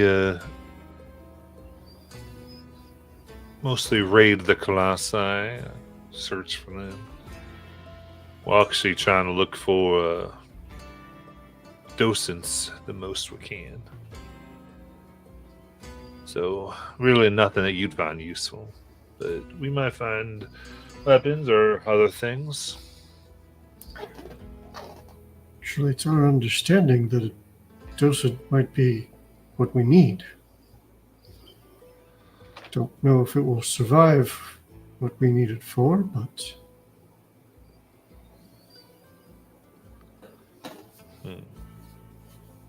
The other ones kind of look at Mercy and they... Happy to turn it over if it does. Well...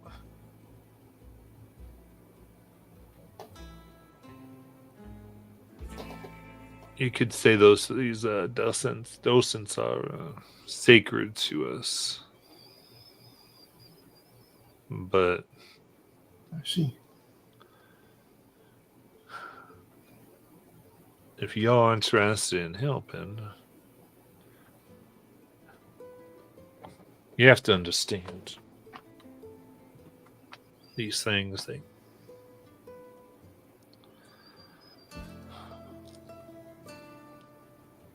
They're like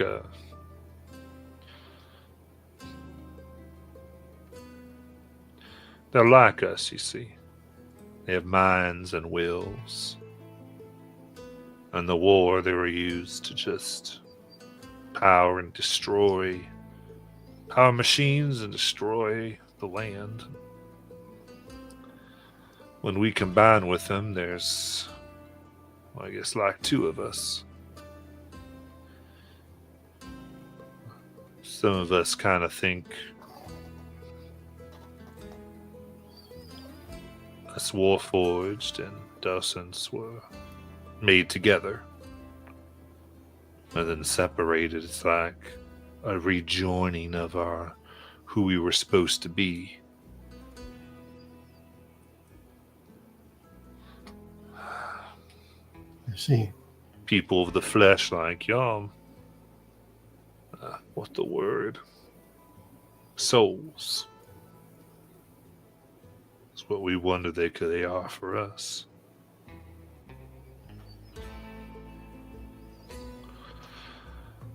But that being said,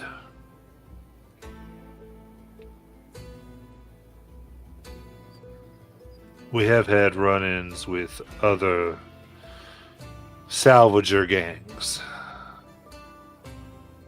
Specifically, some Siren veterans that like to keep an eye on us. And then a very hostile group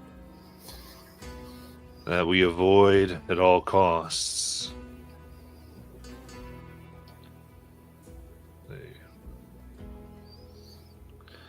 They're loyal to a person known as the Lord of Blades, Warmonger. They constrict and take warforged like us to wage war once more, to kill those who have flesh. They wipe out any who oppose him.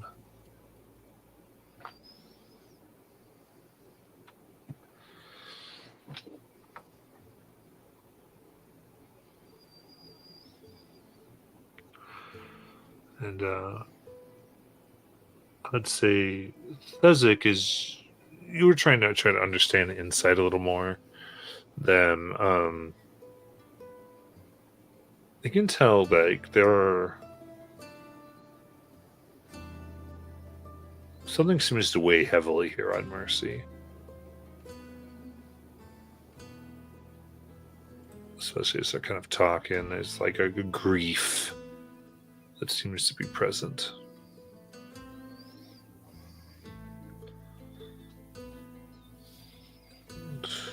As they continue, they're saying, well,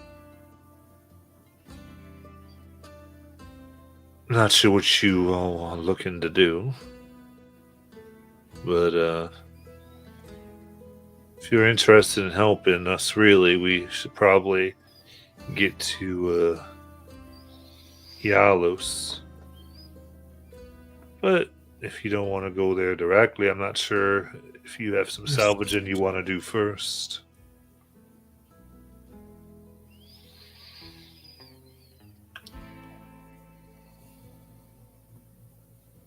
Is it the town we saw? Looks. Oh no, that's where those sirens are. Or more north.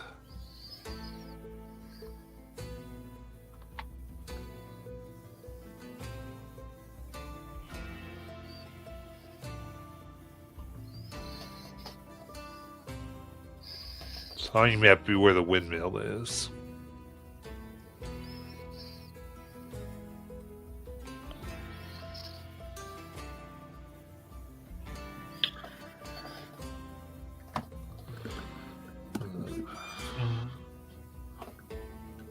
I don't know about you guys, but I would really like to travel in a bigger group, and it sounds like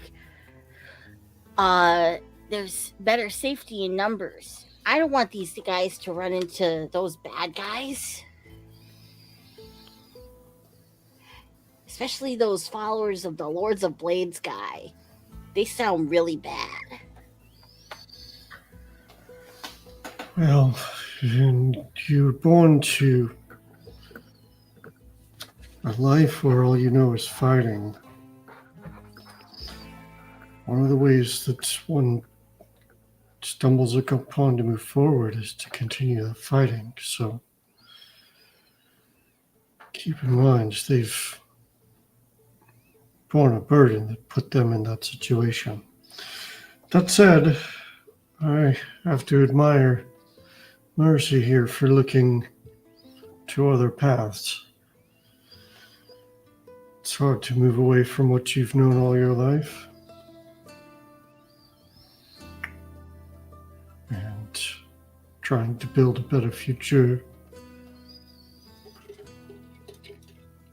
without relying on war, I think is a noble step. If not always possible.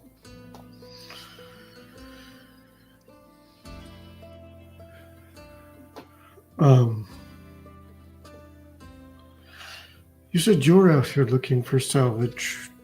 Would you like us to accompany you to help you salvage one of these wrecks that you're looking to salvage? If you'd like, that would be all right. Seems like you know your way around. And our biggest problem seems to be navigation, so perhaps navigating to one of these places, we might be able to find what we're looking for. And maybe pick up some clues. Having learned what I've learned about docents from you, I'm not sure I really want to take that route, but it might be our only option. Right. But if we can get a lay of the land and find clues, then perhaps we can find some way to do this without making use of artifacts that you find sacred.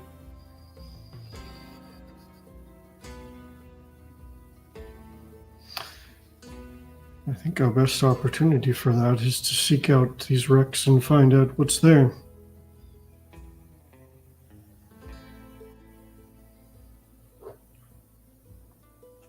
As my friend said, he is a cleric of knowledge. I believe all of the words he said mean that we would like to come with you. Because that was your question. Right. Well, we're headed straight back to Yalos, but if y'all want to stop off and search one of the glass, that's up to you.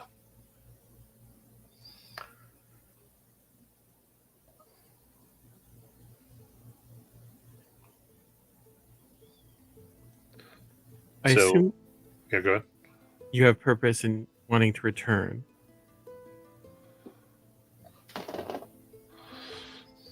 Just been out and have what we need for now, and don't like to be out here too long, but it'll be a little bit of a journey, dependent. Who can say all the time, but you never know how long it is from one place to another here. Not really.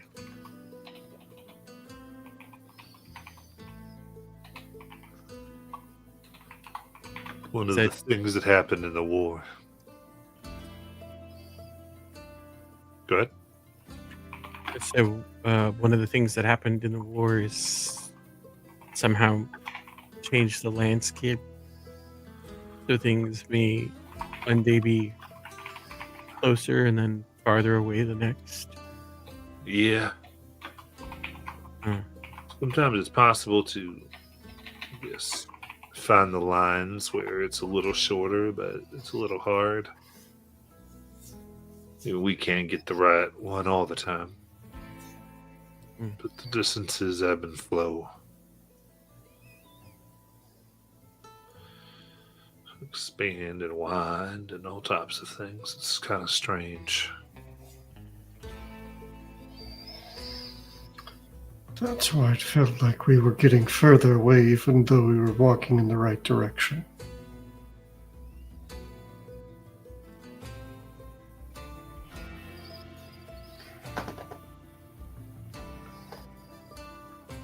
Can happen sometimes, even though you've got clear eyes on where you want to go. It can get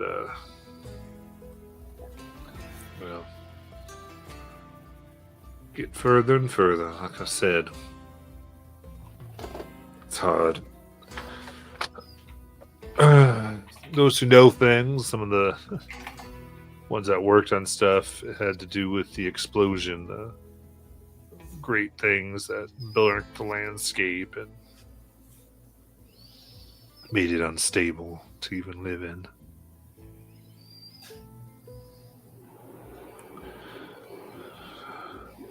I heard some of the people who were in airships overhead watching it go down said that entire cities were collapsed into each other, forced to occupy the same space. and then others ripped apart, cut in half. Well, they just fell into craters.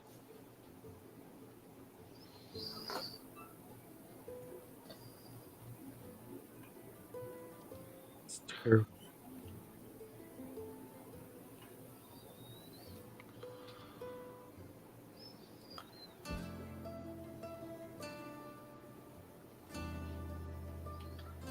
There's not hatred amongst the. What did you call the faction? Sirens. Sirens. There's not hatred amongst the Sirens toward fleshy people, are there? We Oh, aren't going to cause you more trouble walking into town with you? no. Sirens are their flesh themselves.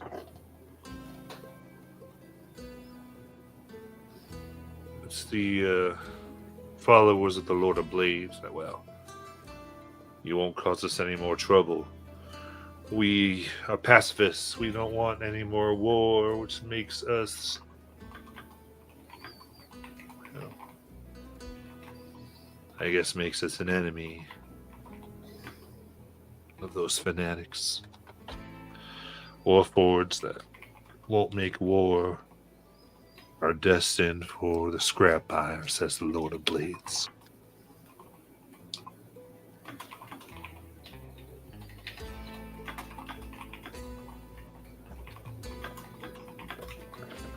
Do the followers of the Lord of Blades have a name for their faction, or do they just call themselves followers of the Lord of Blades? They don't go by names. They don't have any need to talk to you long enough to give it.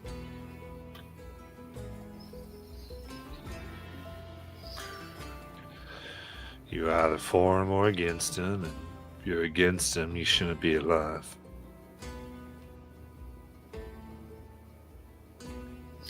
And would they assume that any of the fleshy half of the worlds are against them? It's where they tend to go. I remember when he first tried to make his speech. The world should be of steel and iron, mithril and adamantine.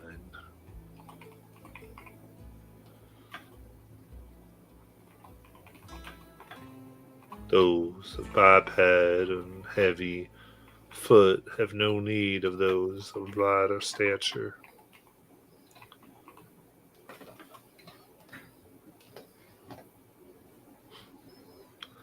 Hogwash. Those who in Yalos, I have to say, even in us, we don't fully trust y'all. Any outsiders. People like you, at least a lot of people look like you, the ones that made us wage war.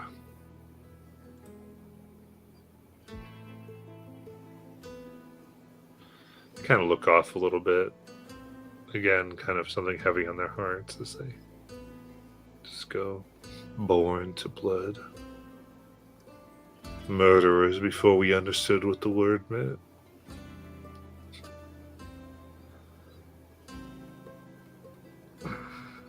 We tell ourselves that they didn't know what they were doing when they made us, but doesn't help too much all the time. Anyway, if you're interested, it's up to you. So it's up to you. Do you want to go directly with them to Yalos? Or do you want to try to search around, explore Colossi?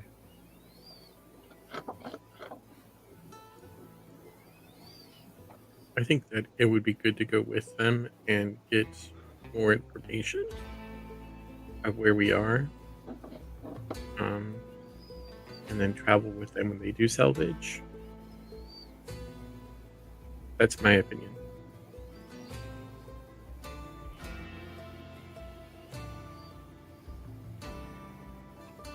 This is everybody express their opinion time. I was muted. I had to unmute myself. Ag would be of the opinion that we should go with them to wherever they're going, because there's safety in numbers.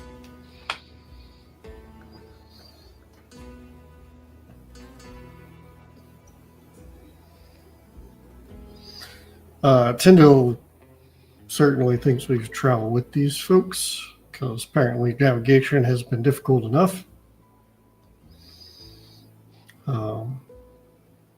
I do think that Tyndall would be respectful of their time, so I think that he would probably opt for going with them to town first and then going out to explore when they're ready to go.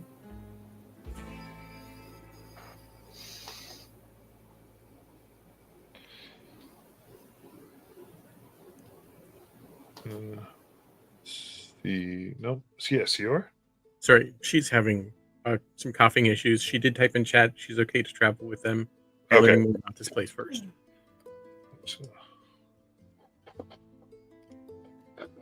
All right. In case you begin to go further and Matt, as we're traveling along the way, I will ask Mercy if they would like to hear the story of the Kryn dynasty as we walk. soon I should go.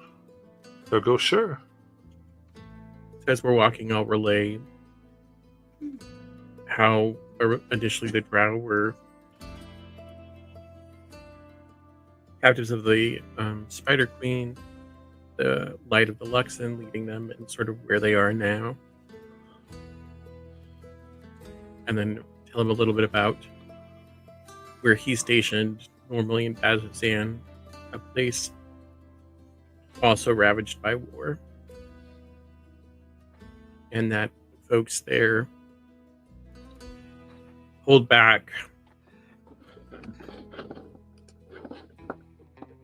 the demons, such left by the betrayer gods.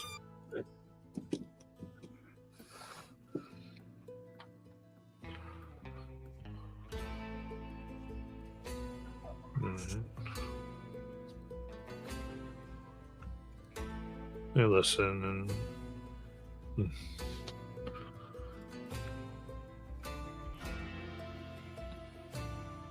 I commented ago. Sounds like war is thrust upon your folks, the sun chosen. Bit different, I guess, but I could tell there was something in your eyes.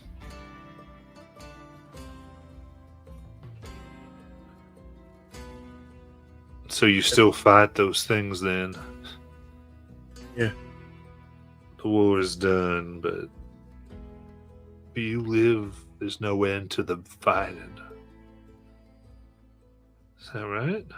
That's right. We have to fight, or else what we've built will be destroyed, and our world would face an even greater threat.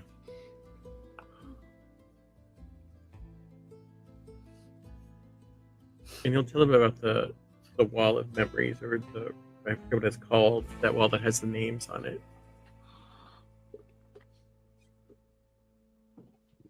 Right. But,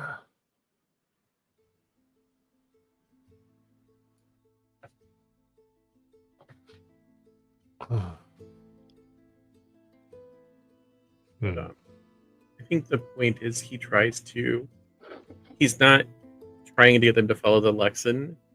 He's just trying to present hope of you can rise above what you were originally created for, and talking about how it was in the Spider Queen society, how the wars and the fighting and the fighting for position, those things that were left behind when the Luxon showed the path.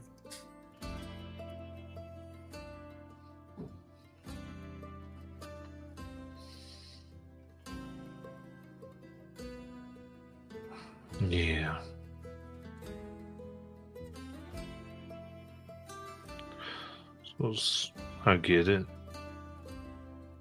I guess we can be thankful that our fighting, for the most part, is over. Even though there's some trying to stir up war, but most I hope it is.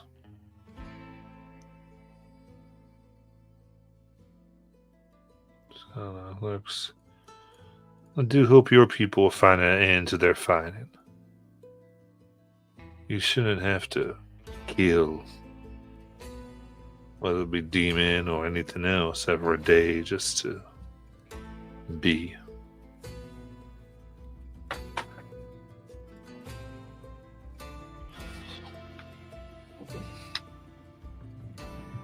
It would truly be a wonderful thing if we got to that point.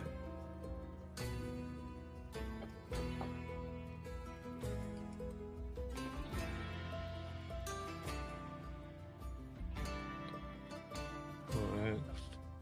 And I think this can happen because the time it takes you even to get to the camp you were trying to go to around there is like another 7 hours on top of what you already been traveling. So you're like 14 hours into the day when Oh boy.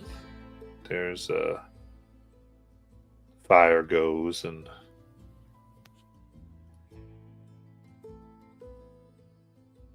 of course they don't much need it. Though it helps keeping their joints warm so that they don't freeze up in the cold night. So anything as you find some rock and look down, you can see there's a camp below you, veteran. Well, that Mercy identifies as the Siren camp.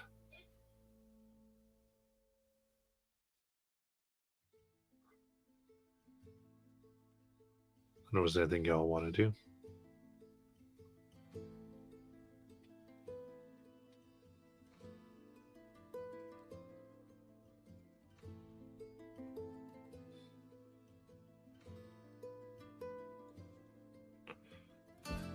I think that at this point, Tezek has probably said more words in the last 14 hours than he probably says in a week. So I think he is now just sort of thinking about what Mercy said about thinking of a world where so many didn't have to die at Bazzoxan. But also knowing that war is something that always seems to find its way to the world.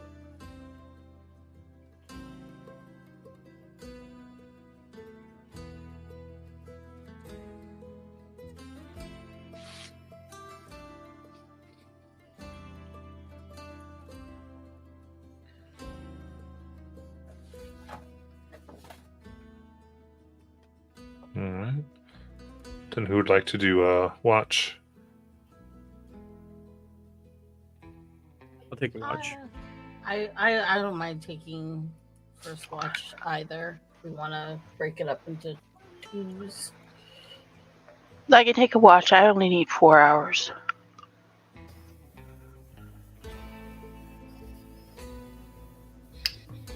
Tendo would happily volunteer. I don't. And you see the pilgrims here. They kind of look. You go. We'll be gonna go looking for any other scrap while you all rest. We don't need as much sleep. So you kind of begin moving. So you kind of by yourselves a little bit.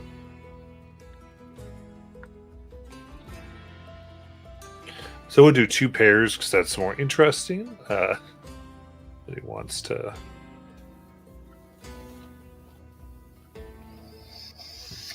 Whoops. Tyndall would take a watch with Ag. Okay. Okie doke. Anything you want to do or talk about?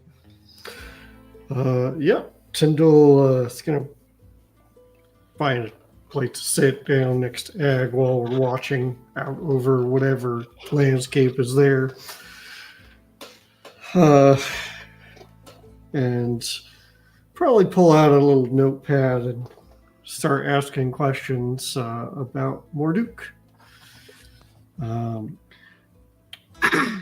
So, Ag, could you tell me more about Morduk? And Ag would begin her tale of going basically going spelunking more or less. But she's really vague on it unless you press it. Oh, Tyndall would press it. That's what he does. Okay. Then I would say you would have to roll an insight into it.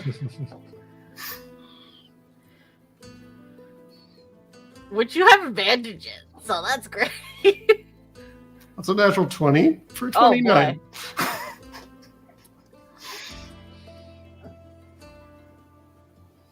It was a really dark a point in my life. And I was feeling a lot of guilt of sorts because, I mean, at the time I had found out my ex-wife died, and well, there was things that she always wanted to do, and I thought it would be a great idea to do one of those things as a final tribute to her and, you know, get lost and What she never come wanted to back. do was to go spelunking? Specifically in a gorge where supposedly people never came back from. That was on her bucket list? Yeah, she was a wild one, Philia. She was like wrapped up in some kind of like blood cult thing, and well, there was a point where we kind of had an argument about it, and it was the last time we ever spoke to one another, and we both said some really mean things to one another. And well, it was a lot of I kind of thought that she considered her work and her job more important, and the reality was she was kind of doing it so that we would like have a place to live after.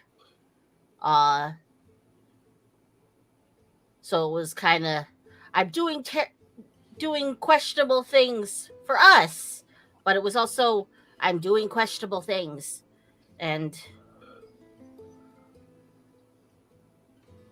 that put a strain on your relationship, I imagine. yeah.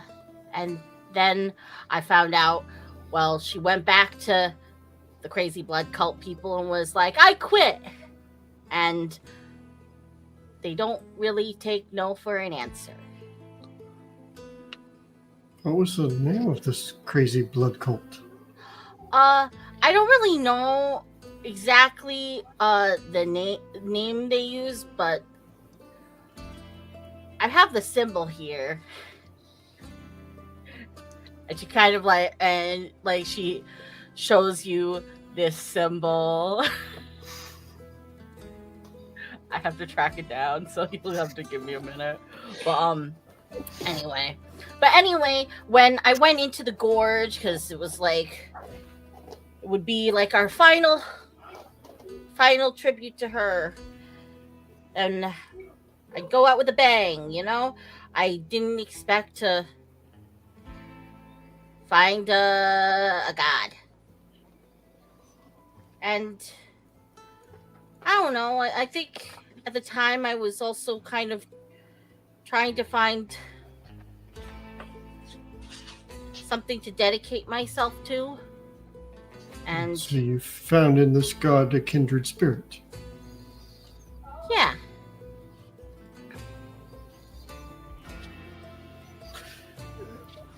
Can I ask what qualities resonated with you? Well,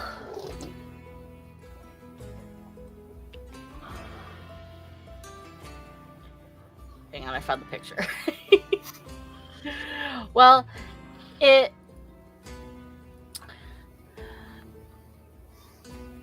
the time we kind of started talking, and I kind of trauma dumped my whole story to him and cried a lot.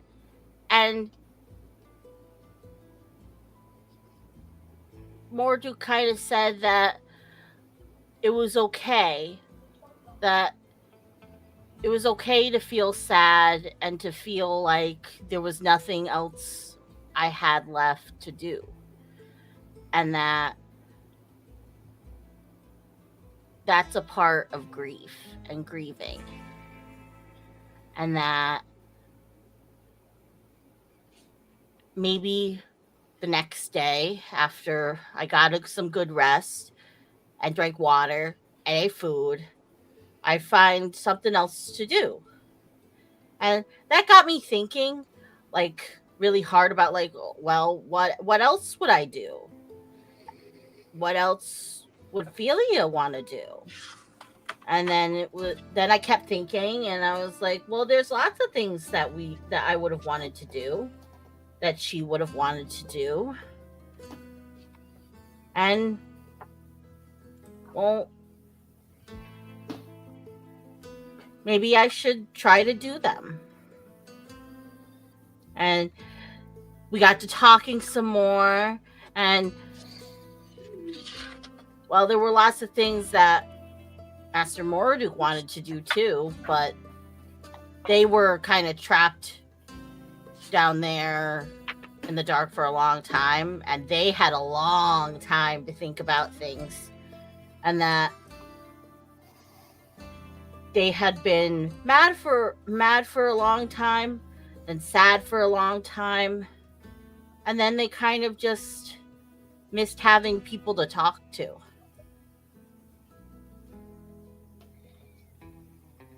So I offered to take them with me. And we took a while, but we climbed out of the gorge that nobody ever came back from. And then I could say I came back from it. But no one really believed me. I don't know why. I think it's one of those superstition things, you know? They didn't believe you came back, or they didn't believe you went into the gorge? That I went into the gorge and then came back from I see. it. That I was lying about it.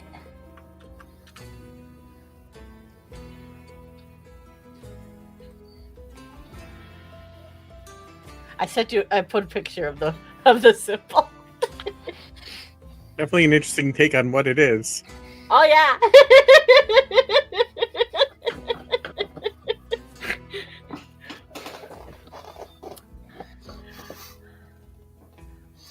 Well, and then Ag would kind of like go into a little bit more about like Morduk, and no matter what you were what kind of like information you wanted about like what kind of god Morduk was or anything, all you would get from her like little bit of rambleness is that Morduk sounds like the old grandpa who has been through so much stuff. Like they've had maybe like 3 different wives. They've like been through the war, like skydived, done all of these really dangerous things, like possibly like got amputated, survived everything under the sun, and has emerged as like this old wise man that just tells you that everything is gonna be okay. You just take every day, one step at a time, and it's okay to trip and fall because I got plenty of band-aids.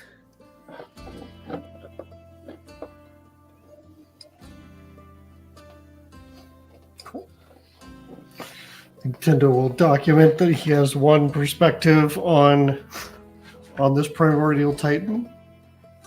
May need to do some looking into other perspectives because it may be a bit skewed, but that's okay. It seems like this is a relationship Ag needs. Nevertheless, he really just wanted the information. But yeah.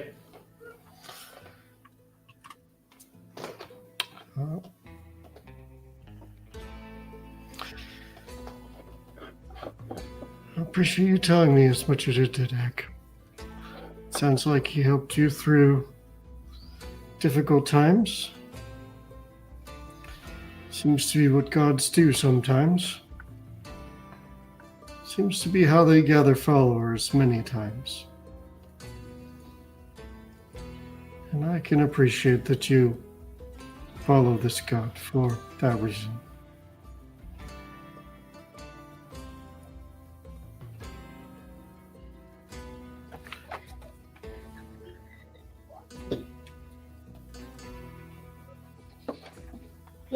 One of the important things that he told me that I still carry with that I like to think of sometimes is that true friends are never apart, maybe in distance, but never in heart. He likes to rhyme a lot, doesn't he? Yeah, now that I think about it.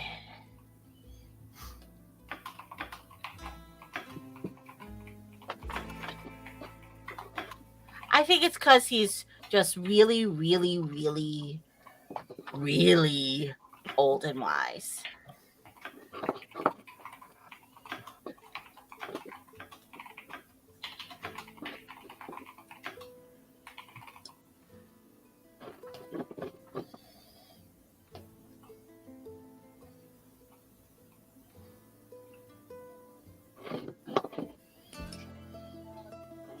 He does sound wise.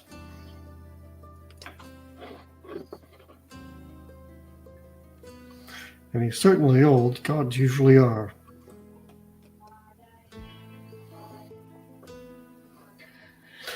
Do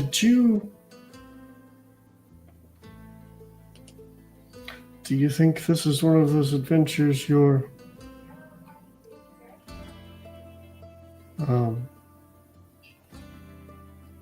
I've lost the name. Philia. Philia. Do you think this is one of those adventures Philia would have wanted? Oh, the seeing different worlds part, definitely. She always theorized that there were like infinite possibilities of the worlds, that our choices lead us down different paths and create different versions of ourselves over and over and over again.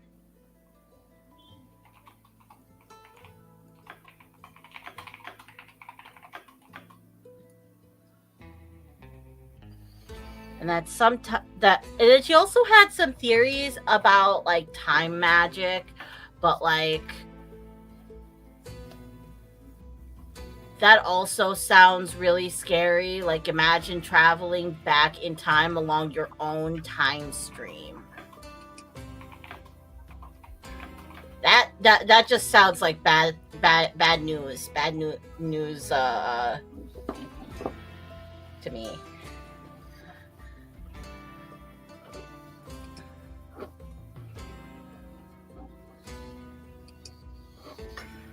Well, time travel usually tends to have some odd effects.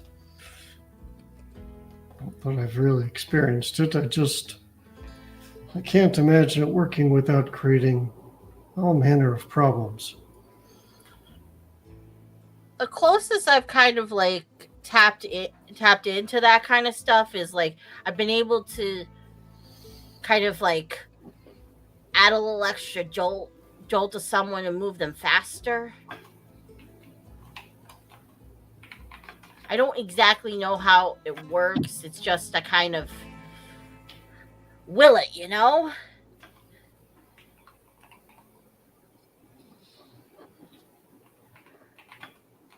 That's kind of most of the way my magic works. I kind of just think of what I want to happen, and it either does or it doesn't.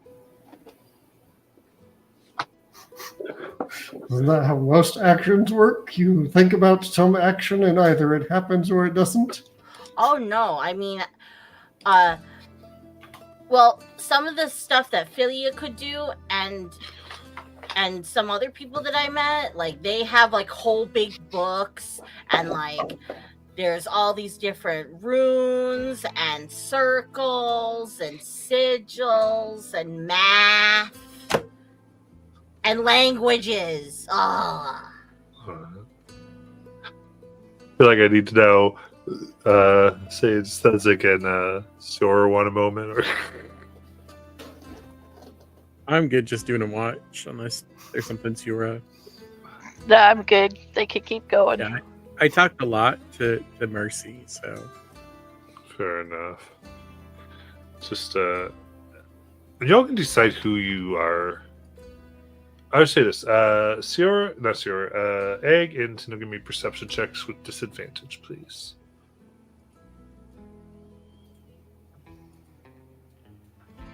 Oh no, that was so close to being a higher number, but it was not. A 4. 14. Okay.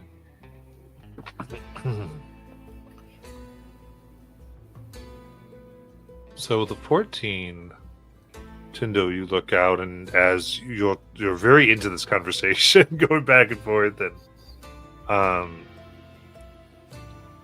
it's gonna be just about the time of where maybe you would think about changing watches.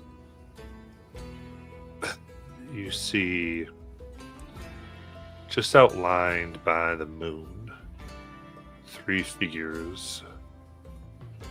Bipedal, but a little bit more roundish. The angles softened, like those more of the flesh. And looking down on your group. Maybe Looking 15 down is feet in away. there up on the cliff. They're a little higher up on, Okay. on a ridge, kind of looking down. You can see just like kind of the glint of a spyglass.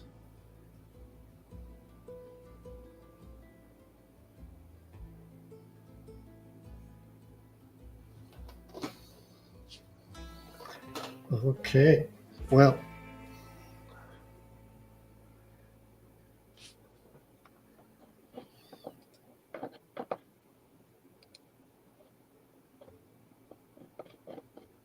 It's too late to put the fire out.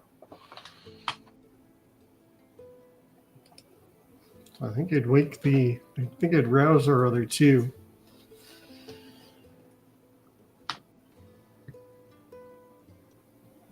Let them know we have company. All right. So rouse them. You can RP this out. We're very. Go ahead. We're very weird and indecisive tonight. Is that what you're saying, Matt? Not so much that. More like, hey, I kind of explained these things. I'm kind of like, explain it. Like, just. I rouse. Like, rouse them. Oh. Oh.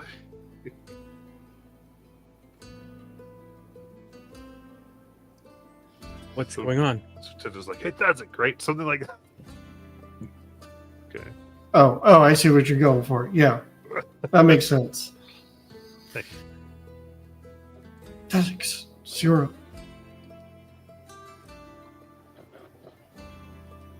Seems Yeah. like we have company.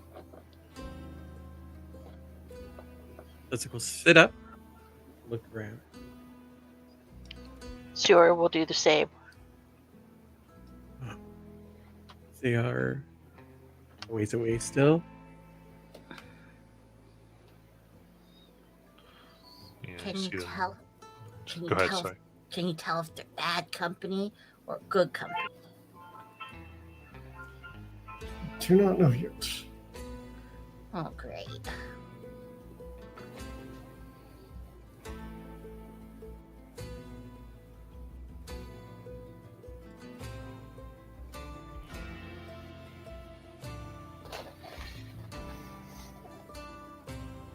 Hmm.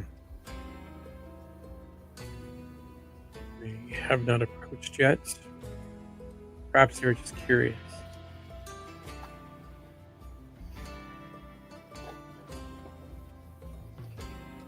You see as you all stare up a bit, one almost kind of noticing begins to approach.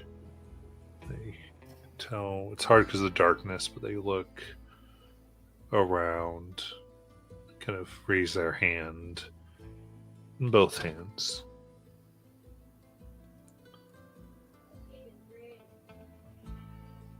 You see an orcish woman approaching.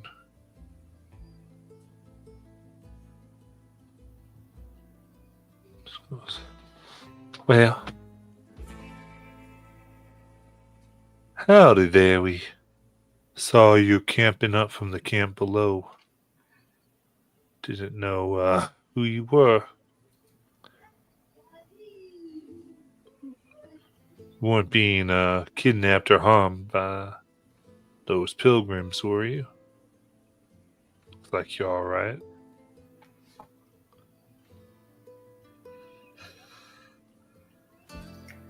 No, so far we've not been harassed by any. Careful, there's rogue warforged around. You can come down and stay at our camp if you'd like.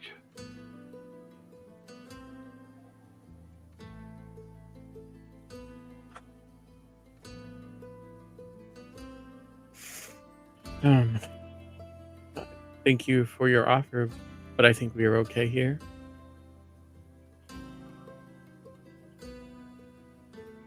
All right, all right. Well, anyway, y'all seem good enough. On the lookout for monsters and other hostiles, and you ain't those. Don't look like you're looking for too much trouble. My name's Kaoth.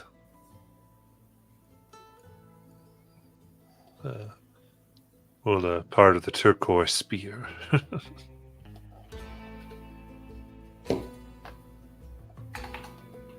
I am Tessic.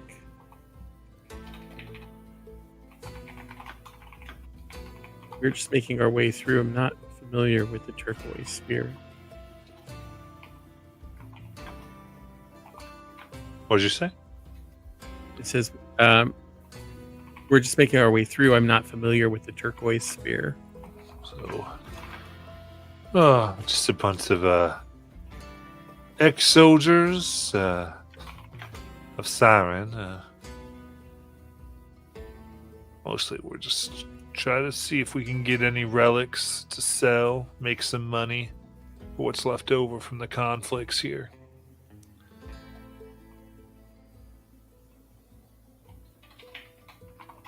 Oh, what brings you all here?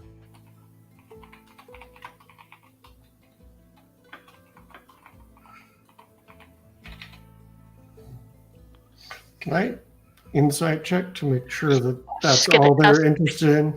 I was going to ask the same thing. Yeah, both of you can make insight checks. What kind of weapons do they have?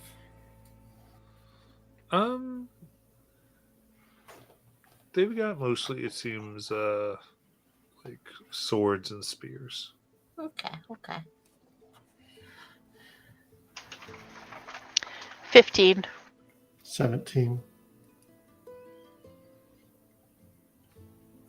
Yeah, as far as all that they want, she's kind of fishing for something, trying to figure out why you're here. But her desires do seem fairly honest about finding things and selling them for money.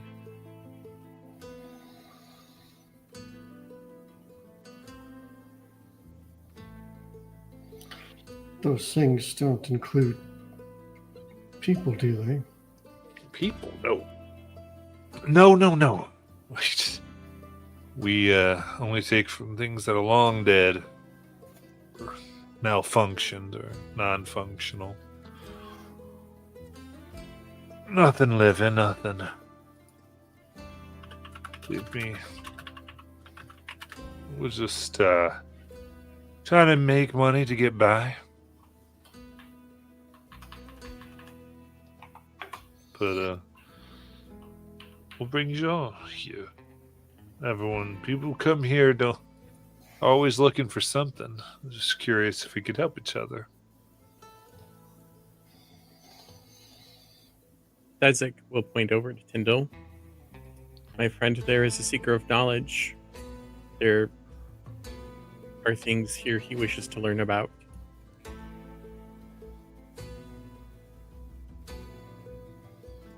All right. Could learn from a lot of things around here, that's sure. A lot of things in the war. I could tell you anything if you have any questions. You can always help out.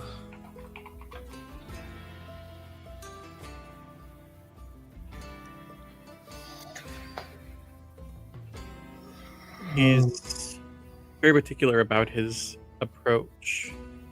He likes to find things himself, observe them, and then seek the advice of experts to compare them.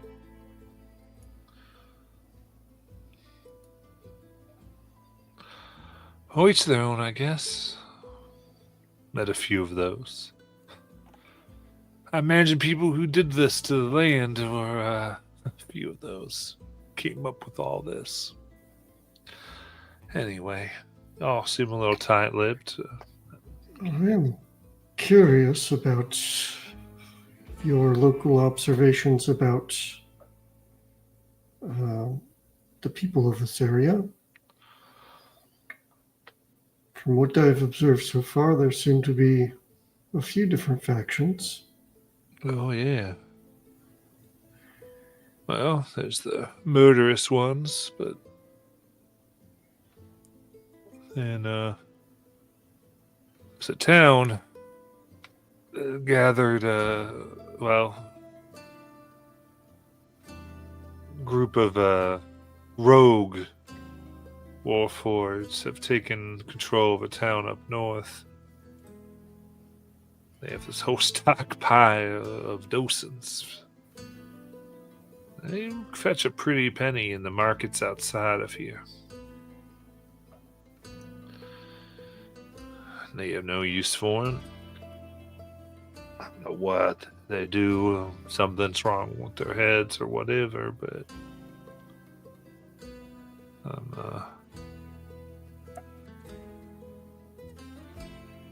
they're occupying ruins that they didn't even make, I think.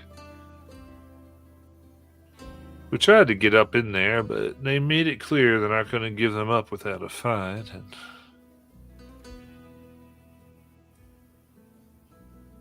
well,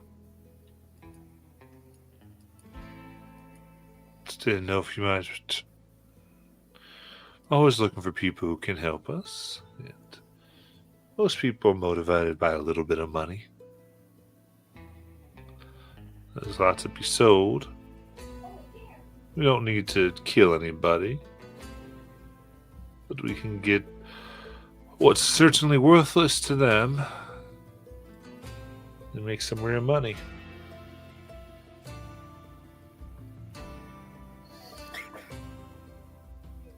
From my observations, it seems like there's two factions of Warforged. Would you characterize that as accurate? Here, there's definitely two. The one that kill you as soon as they see you, the others, well, possessive. Still, I imagine that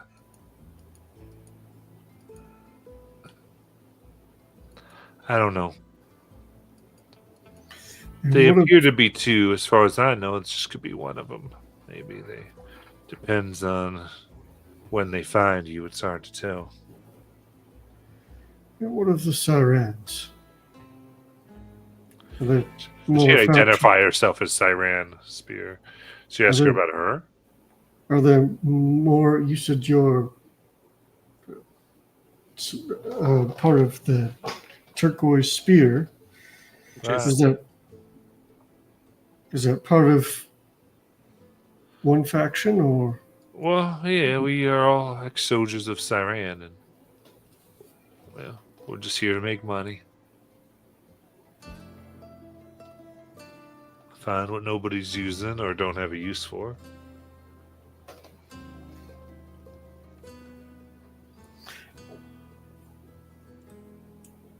And if these docents were useful? Oh, they are useful. Besides, they rightly belong to the living, breathing of Siran. Just trying to claim and what's rightly, well, others than who has them, and make a little bit of money out of it.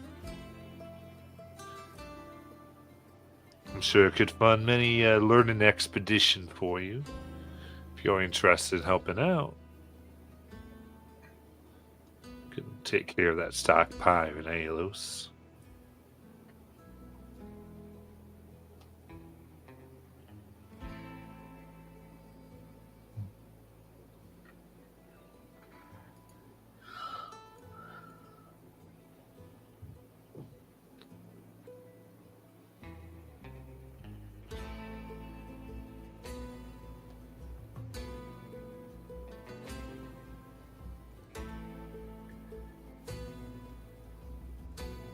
I guess I would kind of look at the others and be like, well, I suppose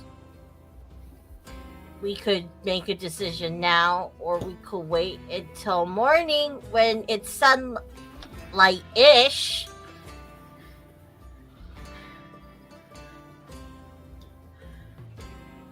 It's really foggy, so technically it's not sunlight full, it's sunlight-ish.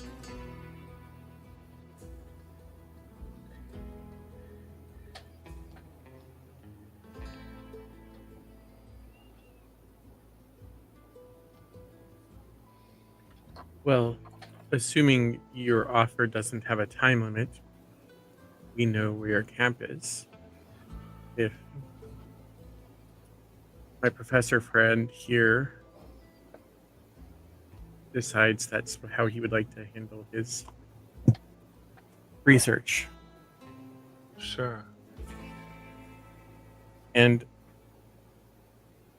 Sazig would like to give the air of you have like the time of your time has expired. Like you are sort of just give that air of like, okay, we've heard you. Yeah. Fair enough. She kind of holds up her hands. It's all good. Make your decision. We might be packing up our camp too. Just know if we meet, we're headed up there. And if as we get up there, we can get your help, we can work out a good agreement. Maybe even let you have a docent for yourself if you need one. But we'll go. Have a good rest of your night. Kind of whistle. The other two move out with them and begin to make their way down the cliffside.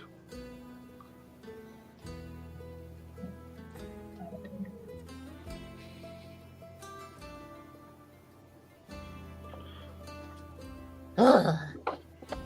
That gave me the skeevies.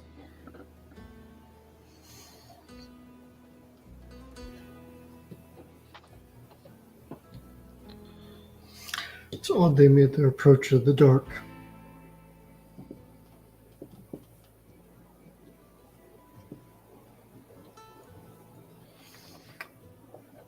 That makes me more than a bit wary.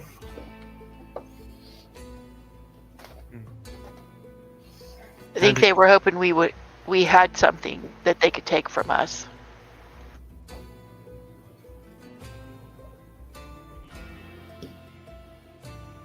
I think that they were obtaining what they wanted. They want us to help them. I Take do that believe path. that was true.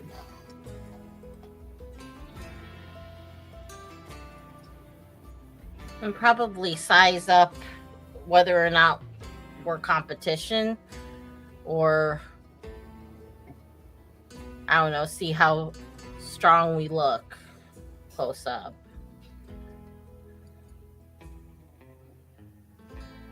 Yeah, they probably were sizing us up.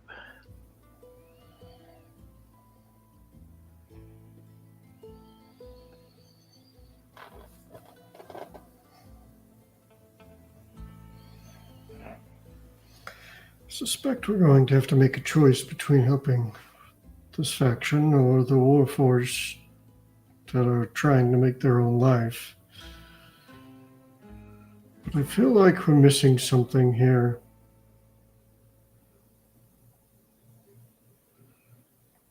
I feel like there's things we don't know to help us understand what these factions are trying to accomplish. I think the way it was explained, these docents are sacred to the Warforged, and for this faction, there's something to sell. They are property to reacquire, as the Warforged are property.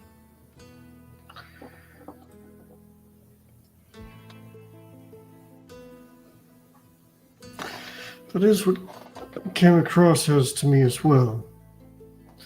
But I was interested in the statements that they have a stockpile of them. Why stockpile them if their sacred purpose is to bond with them? Are they out of Warforged to bond with?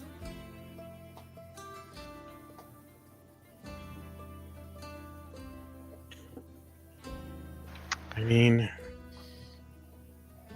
most religious orders hoard sacred items. True enough. However, it could be that there aren't enough of them, or they are picky about who gets them. Perhaps they don't want a follower of the blade guy, I forgot his name, The Lord of Blades. the Lord of Blades, to get one of these. It's okay. I'm having the hardest time with names tonight. It's killing me. The only reason I have that is because I got it written down. If it is true that they have a large number of these, we definitely cannot nitpick the fact that they didn't tell us, as we have not told them everything. And That's true. If these items are sacred like a soul, we can't just acquire it to use it. At least that's how I feel. I'm of a similar mind. As in my religion, a fraction of the deity that we believe in often comes in a dodecahedron.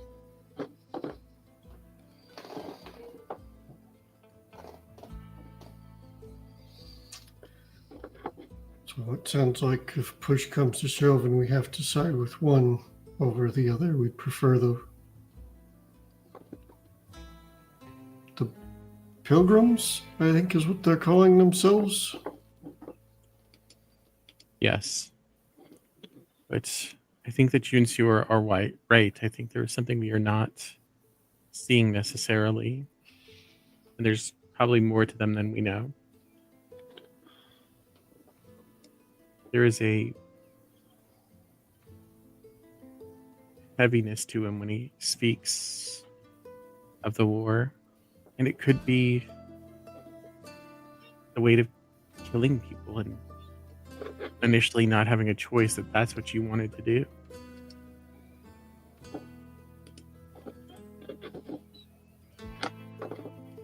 Or it could be something else.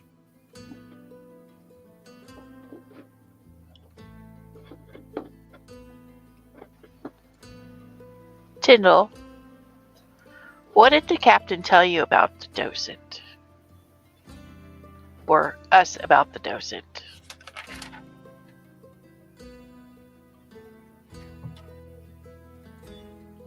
When she explained why we might need this, what did she explain about it? She more or less suggested it was some sort of power source that would amplify the natural abilities of the rod. But I suspect the sentience of it might merge with the rod. And that might be the action that's actually providing the benefit. That said, I don't know how much I would regard. Like the artifact we have is a rare magical artifact. I guess they've had some experience with it, but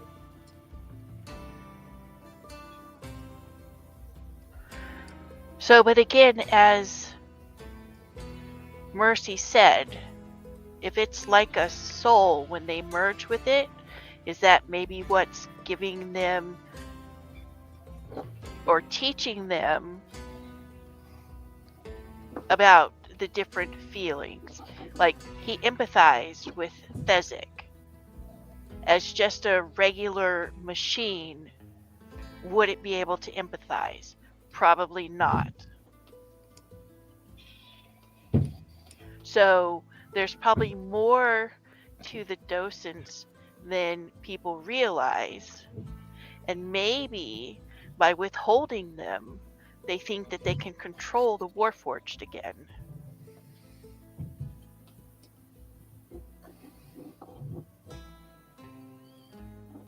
I mean, sure, we're missing things because we don't know the whole story and we weren't here during that time. But based on what we do know, what we've learned, there's more to these docents than probably anybody realizes. Or maybe those who created them realize what they are and are trying to use them again. Like maybe this Lord of Blades is trying to find a way to create another war, and using the docents and manipulating the Warforged to do it.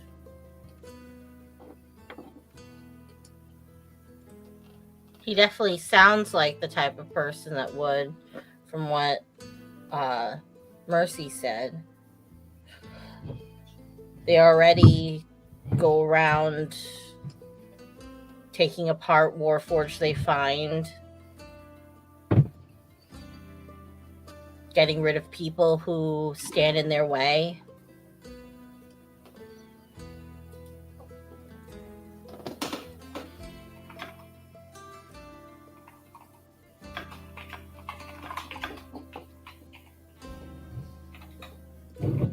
So at this point, I'm not sure. I would be more like with Fezzik, that I would more choose the side of the Warforged than I would the people. At least I would side with Mercy. I feel he's a little more trustworthy than what's her name that just left.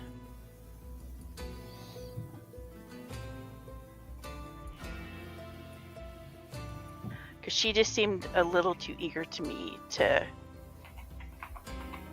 want to attack.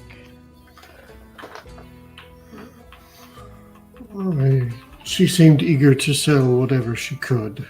She's very much a merchant. Right, and she's willing to go. She's willing to use any means necessary. I should correct that. A mercenary willing to find profit wherever she can. And I agree with you on that. And to that end, I think I also favor aiding Mercy and their pilgrims.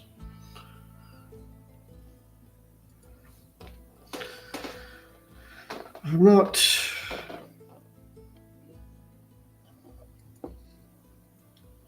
not thrilled about I have also forgotten her name because I didn't get to writing it down before I got asking questions.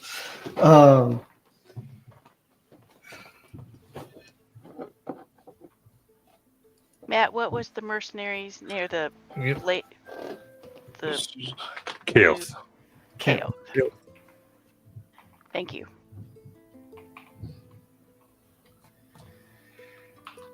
Um,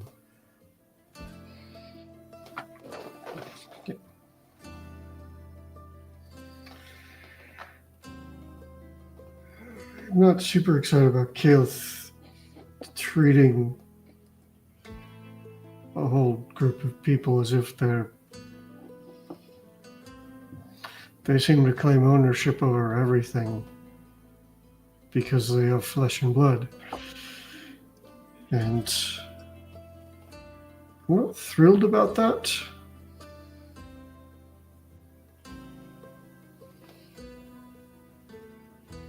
It's all the more reason that I favor Mercy's group over the others. But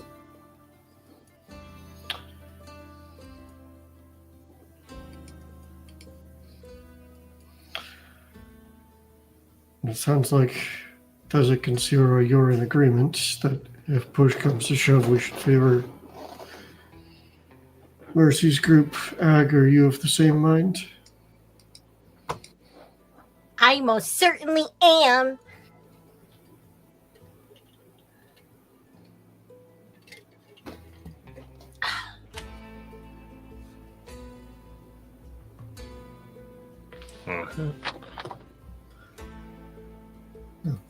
In that case, I'd say you can make this decision and you get your rest again. Second watches, you see Mercy and crew come back. They've got some more things in their bags they may have been able to find. They nod as the sun rises and it's time to push on further to their city. And as you move out into the thick gray mist of the Sarai land, we will end for tonight.